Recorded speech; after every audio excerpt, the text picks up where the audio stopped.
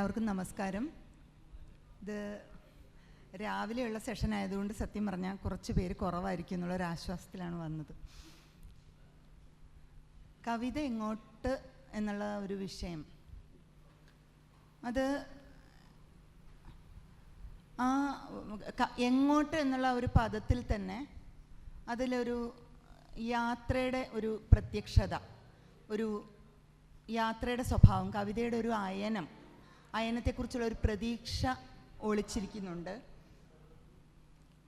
കാരണം ചലനാത്മകമായിട്ടുള്ള, സ്റ്റാഗ്നൻ്റ് അല്ലാത്ത ഒന്നാണല്ലോ നമ്മുടെ ആദിമ ചോദനകളിൽ നിന്ന് മനുഷ്യൻ ആദ്യമായിട്ട് ഭാഷാപരവും വികാരപരവും ഒക്കെ ആയിട്ടുള്ള ഒരു എക്സ്പ്രഷനായിട്ട് കവിതയെ അവതരിപ്പിക്കുന്ന ആദ്യത്തെ ഒരു കാലം തൊട്ട് ഇന്ന് എത്തി നിൽക്കുന്നവരെ എനിക്ക് തോന്നുന്നു ഈ ഒരു വിഷയം നമുക്ക് തുടങ്ങി വെക്കാനോ സംസാരിച്ചു കൊണ്ടിരിക്കാനോ പറ്റുള്ളൂ, ഇത് അവസാനിപ്പിക്കാൻ പറ്റില്ല. കാരണം ഇത് പറഞ്ഞ് അവസാനിപ്പിക്കാൻ നമുക്ക് സാധിക്കാത്ത ഒരു വിഷയമാണ്. കാരണം അത് കവിത അവസാനിക്കുന്നില്ല എന്നുള്ളത് കൊണ്ട് തന്നെ. അപ്പം കവിതയുടെ ആ ഒരു മൊബിലിറ്റിയിൽ നിന്നുകൊണ്ട് കുറച്ച് കാര്യങ്ങൾ കവിതയെപ്പറ്റിയുള്ള, കവിതയുടെ യാത്ര, അതിൻ്റെ ഒരു പൊതു സ്വഭാവം, കുറച്ച് കാര്യങ്ങൾ പറഞ്ഞിട്ട് ഞങ്ങൾ 6 ആളാണ് ഉണ്ടായിരുന്നത്. ഇതിപ്പോൾ 2 പേര് ഇല്ല. അതുകൊണ്ട് തന്നെ നമുക്ക് ആദ്യം ഓരോരുത്തരും കവിതയുടെ യാത്രയെ, അല്ലെങ്കിൽ കവിത എങ്ങോട്ട് എന്നുള്ള ആ ഒരു ചലനാത്മകമായിട്ട് കവിത എങ്ങോട്ടൊക്കെ പൊയ്ക്കൊണ്ടിരിക്കുന്നു, നമുക്ക് ഡെഫിനിഷൻസിനകത്തൊന്നും ഒതുക്കാൻ പറ്റുന്ന ഒരു കാര്യമല്ല കവിത എന്നാണ് നിങ്ങളുടെ എല്ലാവരുടെയും പോലെ തന്നെ എൻ്റെയും ഒരു തോന്നൽ. തീർച്ചയായിട്ടും. കാരണം അന്ധന്മാരെ ആനയെ കാണുന്നത് പോലെയോ, നമുക്ക് ഒരു no poet can be a policy maker എന്നുള്ളൊരു സംഭവമുണ്ട്. നമുക്ക് ഇന്നതാണ് കവിത, ഇതിങ്ങനെയാണ്, അല്ലെങ്കിൽ ഇൻവേഷൻ ഒരുപാട് നടക്കുന്നതും പക്ഷേ ഇൻവേഷന് വലിയ പ്രസക്തി ഇല്ലാത്തതുമായ ഒരു ഫീൽഡാണ് കവിത എന്നാണ് എനിക്ക് തോന്നിയിട്ടുള്ളത്. കാരണം നമുക്ക് കവിതയുടെ ആ ഒരു ഫ്ലെക്സിബിലിറ്റിയും അഡാപ്റ്റബിലിറ്റിയും, ഇത് രണ്ടും കവിതയ്ക്ക് വളരെയധികം ആവശ്യമാണ്. പ്രോട്ടിയസിനെ പോലെ, ഗ്രീക്ക് ദേവനായ പ്രോട്ടിയസ് എന്നൊരു ഗ്രീക്ക് ദേവനുണ്ട്. അത് ജലരൂപിയായിട്ട് ഏത് പാത്രത്തിലും ഒഴിക്കുമ്പോൾ ജലം രൂപം മാറുന്നത് പോലെ കവിത, അത്രയും ജൈവികത കവിതയ്ക്കുണ്ട്. അതുകൊണ്ട് തന്നെ ആ ഒരു എന്താ പറയണ്ടേ, ഇഷ്ടമുള്ളപ്പോഴൊക്കെ ഇഷ്ടമുള്ള രൂപം മാറാൻ കഴിയുന്ന പ്രോട്ടിയസ് എന്ന് പറഞ്ഞ ഗ്രീക്ക് ദേവനെ പോലെ ഒരു നിർവചനങ്ങൾക്കും വശപ്പെടാതെ അതിനപ്പുറം നിൽക്കുന്ന ഒന്നായതുകൊണ്ട് തന്നെ കവിതയെപ്പറ്റി നമുക്ക് ഒരുപാട്, ഞാൻ ഓരോരുത്തരെയായിട്ട് സംസാരിക്കാൻ ക്ഷണിച്ചതിന് ശേഷം കൂടുതൽ കാര്യങ്ങൾ പറയാമെന്ന് വിചാരിക്കുന്നു. ഇവിടെ അമ്മു ഉണ്ട്, രതീഷുണ്ട്, ആദിയുണ്ട്. അപ്പോൾ പ്രധാനമായിട്ട് നമുക്ക് ആദ്യം കവിതയുടെ ആ ഒരു യാത്രയെക്കുറിച്ച് അമ്മു എന്താണ് സംസാരിക്കുന്നതെന്ന് നോക്കാം. അതിന് ശേഷം ഇവരെ ഓരോരുത്തരും പറഞ്ഞു കഴിഞ്ഞിട്ട് ഞാൻ കൂടുതൽ കാര്യങ്ങൾ പറയാമെന്ന് വിചാരിക്കുന്നു. അമ്മുവിനെ സ്നേഹപൂർവ്വം ക്ഷണിക്കും.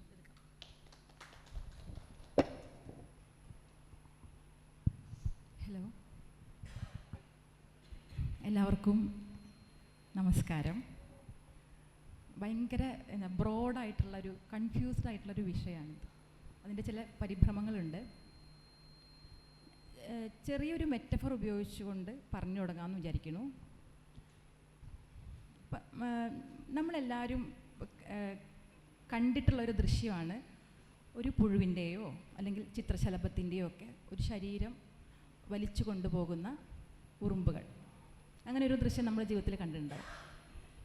ഒരു കൂട്ട ഉറുമ്പുകൾ ഇങ്ങനെ ഒരു പുഴുവിൻ്റെ ശരീരത്തെ ഇങ്ങനെ, അല്ലെങ്കിൽ ചിത്രശലഭത്തിൻ്റെ ശരീരത്തെ വലിച്ചുകൊണ്ട് പോകുന്നു. നമ്മളിത് കാണുന്നത് കുറച്ച് വിട്ട് നിന്നിട്ടാണ്, കുറച്ച് ദൂരെ നിന്നിട്ടാണ് കാണുന്നത്. ഈ ഒരു ഡിസ്റ്റൻസ് ഉണ്ടായിരിക്കും. നമ്മളെപ്പോഴെങ്കിലും അതിൻ്റെ അടുത്ത് പോയി വളരെ സൂം ചെയ്ത് നമ്മളതിനെ നോക്കുകയാണെങ്കിൽ നമ്മൾ കാണുന്ന കാഴ്ച എന്ന് പറയുന്നത് ഈ പുഴുവിൻ്റെ ശരീരത്തിന് ചുറ്റും ഉറുമ്പുകൾ ഉണ്ടായിരിക്കും. ആ ഓരോ ഉറുമ്പുകളും തങ്ങളുടെ ഭാഗത്തേക്കായിരിക്കും ഈ പുഴുവിനെ ഇങ്ങനെ വലിക്കുന്നുണ്ടാവുക. ഈ തലയുടെ ഭാഗത്ത് നിൽക്കുന്ന ഉറുമ്പുകൾ അങ്ങോട്ട് വലിക്കും, പിറകിൽ നിൽക്കുന്ന ഉറുമ്പുകൾ പിറകോട്ടായിരിക്കും വലിക്കുന്നുണ്ടാവുക. രണ്ട് വശങ്ങളിലുള്ള ഉറുമ്പുകൾ ഇടത്തോട്ടും വലത്തോട്ടും വലിച്ചുകൊണ്ടിരിക്കും. പക്ഷേ വളരെ ആത്മാർത്ഥമായിട്ടായിരിക്കും, അത് കണ്ടാൽ നമുക്ക് മനസ്സിലാവും. പക്ഷേ പുഴുവിൻ്റെ ശരീരം ഏതോ ഒരു പ്രത്യേക ദിക്കിലേക്ക് ഇങ്ങനെ സഞ്ചരിച്ചു കൊണ്ടിരിക്കും. ഇതെങ്ങനെ സംഭവിക്കും? എല്ലാവരും വലിക്കുന്നുണ്ട്, പക്ഷേ പുഴുവിൻ്റെ ശരീരം ഒരു പ്രത്യേക ദിക്കിലേക്ക് പോകുന്നു. അപ്പോൾ അതിനകത്തൊരു ബലതന്ത്രം, ഏതോ തരത്തിലൊരു ബലതന്ത്രം അതിനകത്ത് പ്രവർത്തിക്കുന്നു. ഒരു ബലം കൂടിയ ഒരു സ്ഥലത്തേക്ക് പുഴുവിൻ്റെ ശരീരം ഇങ്ങനെ സഞ്ചരിച്ചു പോകുന്നു. ഇങ്ങനെയുള്ള ഒരു ബലതന്ത്രം കവിതയുടെ കാര്യത്തിൽ മാത്രമല്ല, നമ്മുടെ സാമൂഹിക ചരിത്രത്തിൽ, രാഷ്ട്രീയ ചരിത്രത്തിൽ, കലാചരിത്രത്തിൽ, സാംസ്കാരിക ചരിത്രത്തിൽ, ഒപ്പം കവിതയുടെ ചരിത്രത്തിലും ഇങ്ങനെ കവിതയുടെ ചരിത്രം എന്ന് പറയുന്നത്, അതിൻ്റെ പോക്ക് എന്ന് പറയുന്നത്, അതിൻ്റെ ദിശ എന്ന് പറയുന്നത് ഇങ്ങനെ ബലതന്ത്രങ്ങളുടെ കൂടി ഒരു ചരിത്രത്തിൻ്റെ ഭാഗമാണ്. മലയാള കവിത എടുക്കുകയാണെങ്കിൽ നമ്മുടെ കവിത ആരംഭിക്കുന്നത് സംഘം കാലത്ത്, AD 1-ാം നൂറ്റാണ്ട് മുതൽക്കങ്ങോട്ട് സംഘകാലഘട്ടം മുതൽ മലയാള കവിത തുടങ്ങി എന്നാണ് ഞാൻ പറയാൻ ആഗ്രഹിക്കുന്നത്. പക്ഷേ അതുപോലെ നമ്മുടെ ഭാഷയ്ക്ക് വേരുകളുള്ളതും നമ്മുടെ ഭാഷയുടെ തായ്മൊഴി എന്ന് പറയുന്നത് തമിഴാണ്. പക്ഷേ നിലവിൽ നമ്മൾ ഈ കേരളത്തിൻ്റെ ഒരു ദേശാതിർത്തിക്കകത്ത് നിന്നുകൊണ്ട് ആണ് പൊതുവേ നമ്മുടെ ഭാഷയുടെ ഹിസ്റ്ററി പരിശോധിക്കാറ്. 14-ാം നൂറ്റാണ്ട് മുതൽ നമുക്കറിയാം രാമചരിതമാണ് മലയാളത്തിലെ ആദ്യത്തെ കൃതി.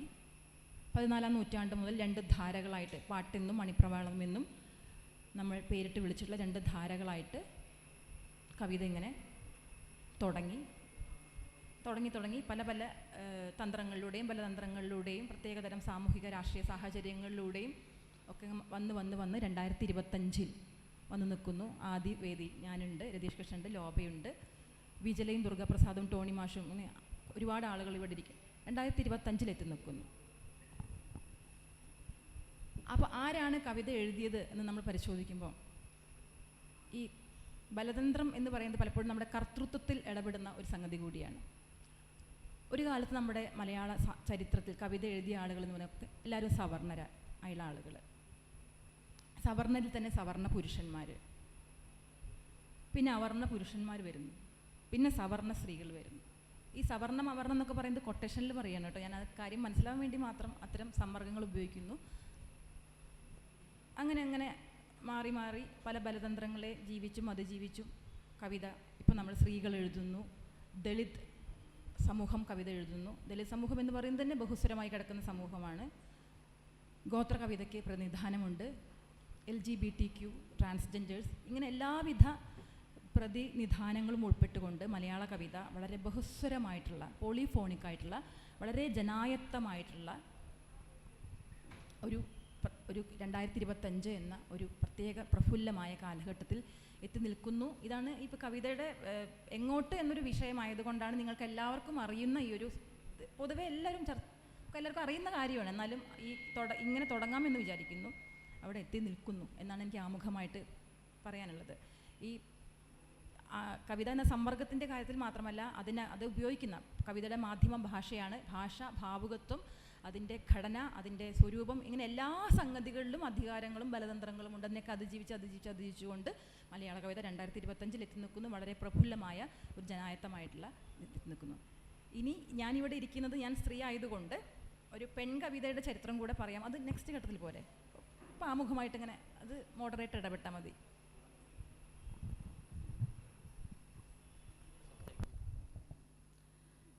ഇനി അമ്മു പറഞ്ഞതിൻ്റെ തുടർച്ചയായിട്ട് നമ്മുടെ മലയാള കവിതയുടെ യാത്ര, ഭാവുകത്വം, ഇതുമായിട്ട് ബന്ധപ്പെട്ടുള്ള കാര്യങ്ങൾ സംസാരിക്കാനായിട്ട് ആദിയെ ക്ഷണിക്കുന്നു. വളരെ സന്തോഷമുള്ള ഒരവസരമാണ്. വളരെ പ്രിയപ്പെട്ട മനുഷ്യരോടുകൂടെ വേദി പങ്കിടുന്നു, കവിതയെക്കുറിച്ച് സംസാരിക്കുന്നു. എല്ലാ ചോദ്യങ്ങളും ഉത്തരങ്ങളെ പ്രതീക്ഷിക്കുന്നില്ല. ചില ചോദ്യങ്ങൾ നമ്മളെ വളരെയധികം പ്രകോപിപ്പിക്കുന്നതാണ്, അസ്വസ്ഥപ്പെടുത്തുന്നതാണ്. ഉത്തരം എന്ന് പറയുന്നത് എന്നെ സംബന്ധിച്ചിടത്തോളം നമ്മളെ വല്ലാതെ പരിമിതപ്പെടുത്തുന്ന ഒന്നുകൂടിയാണ്. അപ്പോൾ ആ നിലയിൽ ഉത്തരങ്ങൾക്ക് വേണ്ടി ഓടുക എന്നതിനെക്കാട്ടും പ്രധാനം നിരന്തരം ചോദ്യം ചോദിക്കുക എന്നാണ് ഞാൻ മനസ്സിലാക്കുന്നത്. നിരന്തരം ചോദ്യം ചോദിക്കാം. അങ്ങനെ ഒരു ചോദ്യത്തെ അഭിമുഖീകരിച്ചുകൊണ്ടാണ് ഞങ്ങൾ ഇവിടെ ഇരിക്കുന്നത്. കവിത എങ്ങോട്ട് എന്ന ചോദ്യത്തെ അമ്മുചേച്ചി പറഞ്ഞതിൻ്റെ തുടർച്ചയിൽ തന്നെ മനസ്സിലാക്കുകയാണെങ്കിൽ, അഗ്രഹാരങ്ങളും നാലുകെട്ടുകളും ഉപേക്ഷിച്ച് കാട്ടിലേക്കും കടലിലേക്കും ചെറ്റക്കുടിയിലേക്കും ആണ് കവിത പോകുന്നത്. കവിത എങ്ങോട്ടാണ് പോകുന്നത് എന്ന് ചോദിച്ചാൽ തന്തമാരെ ഉപേക്ഷിച്ച്, ഭാഷയുടെ തന്തമാരെ ഉപേക്ഷിച്ച് തള്ളമാരെ തേടിയും തന്തയും തള്ളയും അല്ലാത്തവരെ തേടിയും ഒക്കെയാണ് പോകുന്നത്. വീടുപേക്ഷിച്ചാണ് പോകുന്നത്. മറക്കുട ചൂടിയിരുന്ന കുടുമ ഉണ്ടായിരുന്ന പൂണൂലുണ്ടായിരുന്ന കവിത കുടുമ മുറിച്ച് പൂണൂല് മുറിച്ച് മറക്കുട മാറ്റി തെരുവിലേക്കാണ് പോകുന്നത് എന്നൊക്കെ വളരെ ലളിതമായിട്ട് പറയാം. മലയാള സാഹിത്യം എന്ന് പറഞ്ഞാൽ മേൽജാതി സാഹിത്യം മാത്രമായിരുന്നു.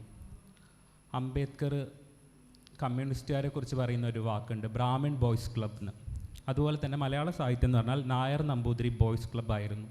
അതിനകത്ത് നിങ്ങൾക്ക് ഒറ്റപ്പെട്ട ചില സ്ത്രീകളെ കണ്ടെത്താൻ വേണ്ടി പറ്റും. ഒറ്റപ്പെട്ട സ്ത്രീകൾ, മാധവിക്കുട്ടി ഉണ്ടാവും, ബാലാമണി അമ്മ ഉണ്ടാവും, ലളിതാംബിക അന്തർജന ഉണ്ടാവും. ഇവരൊക്കെ എടുത്ത് നോക്കി നമുക്ക് ആശ്വസിക്കാം. സ്ത്രീകൾക്ക് ഇടം കിട്ടി, കഷ്ടപ്പെട്ട് പണിപ്പെട്ടാണെങ്കിലും സ്ത്രീകൾക്ക് ഇടം കിട്ടിയിട്ടുണ്ട് എന്ന് ആശ്വസിക്കാം. പക്ഷെ കൃത്യമായിട്ട് എങ്ങനെയാണ് ഈ സ്ത്രീകൾ ഇടം നേടിയത് എന്ന് ചോദിച്ചാൽ അവരുടെ ജാതി വളരെ പ്രധാനമാണ്. ജാതിയുടെ പ്രിവിലേജ് ഉപയോഗിച്ചുകൊണ്ടാണ് ലിംഗത്വത്തിൻ്റെ, ജെൻഡറിൻ്റെ മതിലുകളെയും വരമ്പുകളുടെയും അതിരുകളുടെയൊക്കെ അതിർത്തി മറികടക്കാൻ ഇവർക്ക് സാധിച്ചത് എന്ന് മനസ്സിലാക്കാൻ വേണ്ടി പറ്റും. അമേരിക്കൻ സാഹിത്യ വിമർശകനായിട്ടുള്ള ഹരോൾഡ് ബ്ലൂം, അദ്ദേഹത്തിൻ്റെ ഒരു പുസ്തകമുണ്ട്, ഇൻഫ്ലുവൻസ് ഓഫ് അതോറിറ്റി എന്ന് പറയുന്നൊരു പുസ്തകം. അതിനകത്ത് പുള്ളി പറയുന്നൊരു കാര്യം എന്ന് വെച്ചാൽ കാവ്യ പാരമ്പര്യങ്ങൾ തമ്മിലുള്ള ബന്ധം എന്ന് പറയുന്നത് പിതാവും പുത്രനും തമ്മിലുള്ള ബന്ധം മാതിരി ഒരു ബന്ധമാണ് എന്ന രീതിയിലാണ്. ഇതിൻ്റെ തുടർച്ചയിൽ മലയാളത്തിൻ്റെ കോണ്ടക്സ്റ്റിലേക്ക് വരികയാണെങ്കിൽ അനിൽ മാഷ് ഒരു കാര്യം പറയുന്നുണ്ട്. മലയാള സാഹിത്യം എന്ന് പറയുന്നത് ഭാഷയ്ക്ക് ഒരു അപ്പനെ ആണുങ്ങൾ കണ്ടെത്തി ആ അപ്പനോട് താതാത്മ്യം ചെയ്ത് ഉണ്ടാക്കിയെടുത്തൊരു സ്ഥാപനം മാത്രമാണ്. അതിനകത്ത് പെണ്ണുങ്ങളില്ല, ദളിതരില്ല, ആദിവാസികളില്ല എന്ന് അവലാതിപ്പെട്ടിട്ടൊരു കാര്യവുമില്ല. ആത്യന്തികമായി മലയാളത്തിലെ കവികളെല്ലാവരും ജ്ഞാനസ്നാനം ചെയ്യാൻ ആഗ്രഹിക്കുന്നത് എഴുത്തച്ഛനിലാണ്. എല്ലാവരും എഴുത്തച്ഛനോടാണ് തൻ്റെ കാവ്യസിദ്ധിനെ കൂട്ടിക്കെട്ടാൻ ആഗ്രഹിക്കുന്നത്.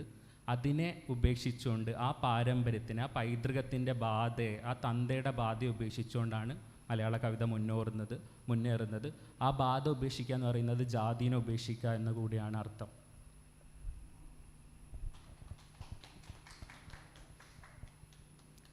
ആദ്യയുടെ വാക്കുകൾ കുറേ ചോദ്യങ്ങൾ കൂടി നമ്മുടെ മുമ്പിൽ തീർച്ചയായിട്ടും ഉയർത്തുന്നുണ്ട്. നമുക്ക് ഇത് ഒരു നല്ല സംവാദമായിട്ട് മാറും എന്ന് തന്നെ എനിക്ക് തോന്നുന്നു. അപ്പോൾ നമുക്ക് ഇവിടെ ഒരു 1.5 മണിക്കൂറാണുള്ളതുകൊണ്ട് എല്ലാവരുടെ അഭിപ്രായങ്ങൾ വളരെ, കവിത ഏറ്റവും ജനാധിപത്യപരമായ ഒരു കാര്യമായതുകൊണ്ട് നമ്മൾ ഇവിടെ സദസ്യർക്കും കാര്യങ്ങൾ ഒരുപാട് പറയാനുണ്ടാവും. അപ്പം നമുക്ക് എല്ലാവർക്കും അടുത്ത അഭിപ്രായം പറയുന്നതിനായിട്ട് രതീഷ് കൃഷ്ണയെ സ്നേഹപൂർവ്വം ക്ഷണിക്കും. Thank you. വളരെ സന്തോഷം തോന്നുന്നുണ്ട്. കാരണം സഹോദര കവികളോടൊത്ത് ഒരു ചെയർ പങ്കിടുക എന്നുള്ളതിൽ സന്തോഷം ഞാൻ പങ്കുവയ്ക്കുന്നു. അതിനേക്കാൾ കൂടുതൽ ഇന്ന് ഇന്ത്യയിൽ ഏറ്റവും ശക്തമായ കവിത രൂപപ്പെടുത്തിയെടുക്കുന്ന ഒരു തലമുറയെ പ്രതിനിധീകരിക്കാൻ വേണ്ടി ഇവിടെ ഇരിക്കുന്നു എന്ന സന്തോഷവും ഞാൻ പങ്കുവെക്കുന്നു. ഇക്കാര്യം എന്തുകൊണ്ടാണ് ഞാൻ പറയുന്നതെന്ന് വെച്ചാൽ, എൻ്റെ ആദ്യ പുസ്തകം ഇറങ്ങുന്നത് ബംഗാളി ഭാഷയിലാണ്. അതുകൊണ്ട് തന്നെ പലരും ഞാനൊരു ബംഗാളി റൈറ്ററാണെന്നാണ് വിചാരിച്ചത്. അപ്പോൾ ഫെസ്റ്റിവലിന് പോലും എന്നെ ക്ഷണിച്ചത് ഒരു ബംഗാളി റൈറ്ററിനെ പ്രതിനിധീകരിക്കാൻ വേണ്ടിയിട്ടായിരുന്നു മാതൃഭൂമി ഫെസ്റ്റിവൽ ചെയ്തത്. അപ്പോൾ ഈ ബംഗാളി ഭാഷ അറിയാലോ, അവർ ഭാഷാപരമായിട്ട് ഹിന്ദി, തമിഴ് പോലെ തന്നെ വളരെ ഒരു അഭിമാനം കൊള്ളുകയും അതർ ഭാഷയെ അത്രയൊന്നും അഭിമാന പുരസ്സരം നോക്കാത്ത ഒരു പ്രവണതയുള്ള ഒരു സ്ഥലമാണ് ബംഗാളിയും ബംഗാളി ഭാഷയും. അതുപോലെ തന്നെ തമിഴിൽ ഞാൻ ഒരു ദിവസം ക്ലബ് ഹൗസിൽ ഒരു തമിഴ് കവിത കൂട്ടായ്മയിൽ പോയിട്ട് പങ്കെടുക്കുകയായിരുന്നു. ജസ്റ്റ് കേൾക്കാൻ വേണ്ടി പോയതാണ്. അപ്പോൾ ഒരുപാട് മലയാള കവികൾ അതിൻ്റെ അകത്തുണ്ട്, നമ്മുടെ അറിയപ്പെടുന്ന കവികൾ അതിൻ്റെ അകത്തുണ്ട്. അപ്പോൾ തമിഴ് കവികൾ മലയാള കവികളെ കളിയാക്കി ചിരിച്ചുകൊണ്ടിരിക്കുക, പാട്ട് കവി എന്നൊക്കെ പറഞ്ഞിട്ട്. അപ്പം ഞാൻ ശരിക്കും അത്ഭുതപ്പെട്ടു. കാരണം ഇവർക്ക് പുതിയ മലയാള കവിതയെക്കുറിച്ച് ഒന്നും അറിയില്ലല്ലോ എന്നാണ്. ഞാൻ അവരോട് സംസാരിച്ചു. ഞാൻ പറഞ്ഞു, ഇന്ത്യയിൽ തന്നെ ഏറ്റവും വേരിയേഷൻസ് ഉള്ള, ഏറ്റവും ശക്തമായ ഫോമിലും കണ്ടൻറ്റിലും എന്തിന് ജീവിതത്തിൽ വരെ ഏറ്റവും വൈവിധ്യമാർന്ന ജീവിതം നയിക്കുന്ന കവികളുടെ അതിശക്തമായിട്ടുള്ള ഒരു മൂവ്മെൻറ്റ് നടക്കുന്ന കാലമാണ് ഞങ്ങളുടെ മലയാളത്തിലേത് എന്ന് പറയുക മാത്രമല്ല, 1-2 കവികളുടെ കവിത ഞാൻ അവർക്ക് ചൊല്ലിക്കൊടുക്കുകയും ചെയ്തു. അതുകൊണ്ട് തന്നെ എനിക്ക് ആസ് എ മലയാളം പോയിറ്റ് എന്നുള്ള രീതിയിൽ ഞാൻ വളരെ അഭിമാനത്തോടെയാണ് ഇരിക്കുന്നത്. ഒരു ഇന്ത്യൻ റൈറ്റർ എന്നുള്ളതിനേക്കാൾ കൂടുതൽ അഭിമാനത്തോടെയാണ് ഞാൻ മലയാളം പോയിറ്റ് എന്ന് പറയുന്നത്. അടുത്ത ഒരു കാര്യം എന്താ വെച്ച് കഴിഞ്ഞാൽ, ഞാൻ ഇന്നിവിടെ ഇരിക്കുന്നതിൻ്റെ ഒരു പ്രധാനപ്പെട്ട കാര്യം നവമാധ്യമങ്ങളാണ്. ആക്ച്വലി ഞാനൊരു പ്രിൻ്റിൽ എഴുതി വന്ന ഒരാളല്ല. ബേസിക്കലി എനിക്ക് എഴുതാൻ ആഗ്രഹമില്ലാതെയല്ല. ഞാനൊരു 23-24 വർഷമായി കവിത എഴുതിക്കൊണ്ടിരിക്കുന്ന ഒരാളാണ്. പക്ഷേ 20 വർഷവും എൻ്റെ കവിത എവിടെയും പ്രസിദ്ധീകരിക്കപ്പെട്ടില്ല. കാരണം ഈ പ്രിൻ്റ് മാഗസിനൊരു പ്രവണതയുണ്ടായിരുന്നു. അവർക്ക് ഇപ്പോൾ നമ്മൾ കഥ കൊടുക്കുമ്പോൾ കഥ ആസ്വദിച്ചാൽ അവർക്ക് ആ കഥ പ്രസിദ്ധീകരിക്കാൻ പറ്റും. പക്ഷെ നമ്മളൊരു പുതിയ കവിത കൊടുത്താൽ പത്രാധിപർക്ക് അത് ദഹിക്കില്ല. കാരണം അവരുടെ മനസ്സിൽ പ്രിൻ്റഡ് ആയിട്ടുള്ള കവിതയുടെ ഒരു ഫോം ഉണ്ടായിരുന്നു. പ്രത്യേകിച്ച് അത് ആധുനികതയിൽ ഉണ്ടായിരുന്നില്ല എന്ന് എനിക്ക് തോന്നുന്നു. കാരണം NN കക്കാട്, സച്ചിമാഷ്, KGS തുടങ്ങിയ ഭയങ്കര വൈവിധ്യമാർന്ന ഒരു എഴുത്തിൻ്റെ രീതികളുണ്ടായിരുന്നു. പക്ഷേ പോസ്റ്റ് മോഡേണിസത്തിൽ ബേസിക്കലി ഞാൻ ഇതിനെ താൽക്കാലിക പോസ്റ്റ് മോഡേണിസം എന്നാണ് മലയാള പോസ്റ്റ് മോഡേണിസത്തെ വിളിക്കുന്നത്. അതിന് ചില കാരണങ്ങളുണ്ട്. അതിൽ വന്നപ്പോൾ ഈ ഒരു പ്രിൻ്റഡ് ആയിരിക്കുന്നു. എന്താണ് കവിതയുടെ ഫോമുകൾ പ്രിൻ്റഡ് ആയിട്ടാണ് എനിക്ക് ഫീൽ ചെയ്തത്. അപ്പോൾ അതുകൊണ്ട് തന്നെ 20 വർഷക്കാലം എൻ്റെ കവിതകൾക്ക് പ്രസിദ്ധീകരിക്കുവാനോ പുറത്തു വരാനോ ഒരു ഇടമുണ്ടായിരുന്നില്ല. പക്ഷെ അങ്ങനെ ഇരിക്കുമ്പോഴാണ് ഇപ്പോൾ എല്ലാവരും ഏറ്റവും കളിയാക്കപ്പെടുന്ന ഒരു വേർഡാണ് ഫേസ്ബുക്ക് കവി എന്ന വാക്ക്. നമ്മൾ കളിയാക്കാനാണ് അത് ഉപയോഗിക്കുന്നത്. ആക്ച്വലി ഞാനൊരു ഫേസ്ബുക്ക് കവിയാണ്. പക്ഷേ അതിൻ്റെ അനന്തമായ സാധ്യതകളെക്കുറിച്ചാണ് ഞാൻ പിന്നെ പഠിച്ചത്. കാരണം ഇപ്പോൾ പ്രിൻ്റ് മാഗസിനേക്കാളും ഏറ്റവും ബ്യൂട്ടിഫുൾ സാധ്യതകളാണത് നമുക്ക് മുന്നിൽ വെക്കുന്നത്. മിനിമം 122 ഭാഷകളിലേക്കാണ് അത് അറ്റ് എ ടൈം പ്രസൻറ്റ് ചെയ്യാൻ പറ്റുന്നത്, നമ്മുടെ ഒരു വാക്ക്. അതുപോലെ തന്നെ വൈവിധ്യമായ റീഡിംഗ് സാധ്യതകൾ തരുന്നു. ഒരു സമൂഹം ഒരുമിച്ചെഴുതുന്നു. ഇങ്ങനെ തുടങ്ങുന്ന അനന്തമായ സാധ്യതകൾ നവമാധ്യമം നമുക്ക് മുന്നിൽ തുറന്നു വെച്ചു. എല്ലാത്തിലുപരി മലയാള കവിത പല ഇടങ്ങളിൽ നിന്ന് വിമോചിക്കപ്പെട്ടു. അത് പ്രസാധകരുടെ കയ്യിൽ നിന്ന് കുടഞ്ഞു മാറി. അത് പത്രാധിപരുടെ കയ്യിൽ നിന്ന് കുടഞ്ഞു മാറി. നിരൂപകരെ അവ ഒരിക്കലും പരിഗണിക്കാതെയായി.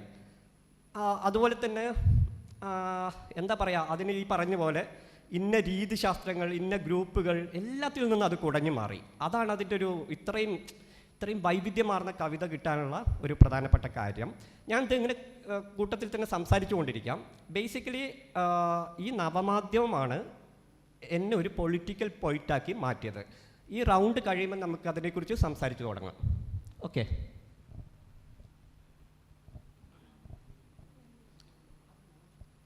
ഞാൻ ഇവരെ 3 പേരും സംസാരിച്ച കാര്യങ്ങൾ വെച്ചിട്ട് ചില കാര്യങ്ങൾ പറയാം. പ്രത്യേകിച്ച് ആദ്യം പറഞ്ഞതിലൂന്നിയിട്ട് നമ്മുടെ കവിത കുടുംബം മുറിച്ചും പൂണൂല് മുറിച്ചും പുതിയ കാലത്തേക്ക്, ഭാഷയിലേക്ക് വളരെ വ്യത്യസ്തമായിട്ട് വ്യതിരിക്തമായിട്ടുള്ള ഒരു കവിതയായിട്ട് രൂപപ്പെട്ടുകൊണ്ടിരിക്കുന്നുണ്ട്.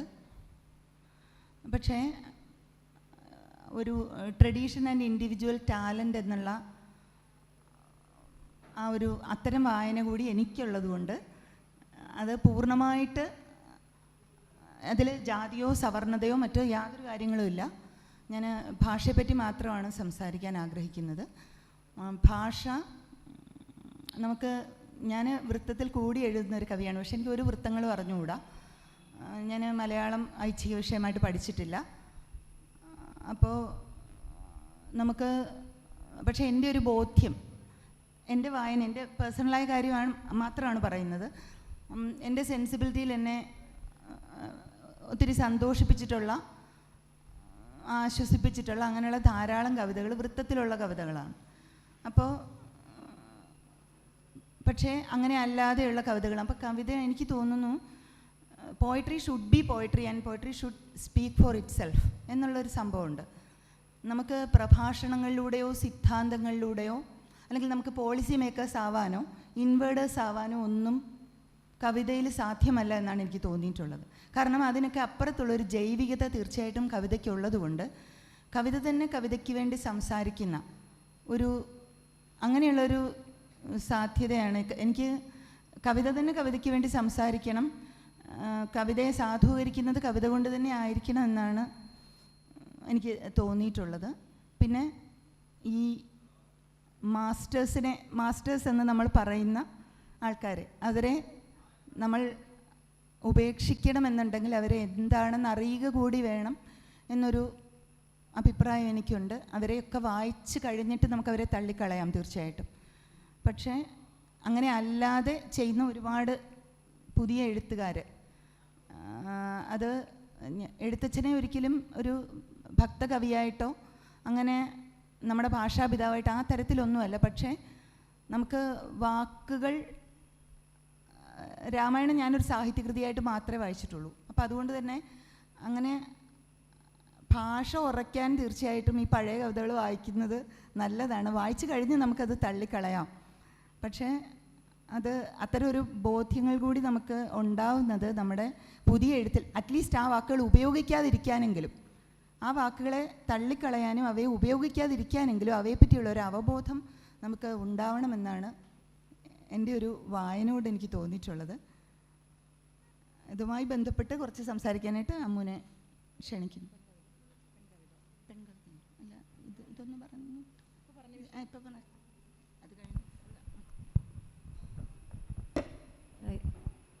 ഈ എഴുത്തച്ഛനെ ഭാഷാപിതാവാക്കിയത് എഴുത്തച്ഛനല്ല, നമ്മളാണ്. ഇതോ ഹലോ, ലോപ ചേച്ചി ഇപ്പോൾ പറഞ്ഞ വിഷയവുമായി ബന്ധപ്പെട്ട് എഴുത്തച്ഛനെ ഭാഷാപിതാവാക്കിയത് എഴുത്തച്ഛനല്ല, നമ്മളാണെന്ന്. പിന്നെ എഴുത്തച്ഛൻ കവിത എഴുതിച്ചത് പൈങ്കിളി പെണ്ണേ എന്ന് വിളിച്ചിട്ടാണ്. പെണ്ണാണ് ശരിക്കും, ആ കർത്തൃത്വം ആ തത്തയ്ക്കാണ്. പൈങ്കിളി പെണ്ണാണ് കവിത എഴുതുന്നത്. പിന്നെ നമുക്ക് ഇന്ന് പറയുന്ന പോലെ ഒരു സവർണത എഴുത്തച്ഛനിൽ ആരോപിക്കാൻ പറ്റില്ല. ഒരു പ്രത്യേക ഒരു ചരിത്ര സന്ദർഭത്തിൽ പ്രത്യേകിച്ച് സാമൂഹിക അധികാരങ്ങളൊന്നും ഇല്ലാതിരുന്ന ഒരു കമ്മ്യൂണിറ്റിക്കകത്ത് നിന്നുകൊണ്ടാണ് എഴുത്തച്ഛൻ വരുന്നത്. എഴുത്തച്ഛൻ്റെ കവിത, എഴുത്തച്ഛൻ ഈ വേദങ്ങളും ഇതിഹാസങ്ങളൊന്നും അത്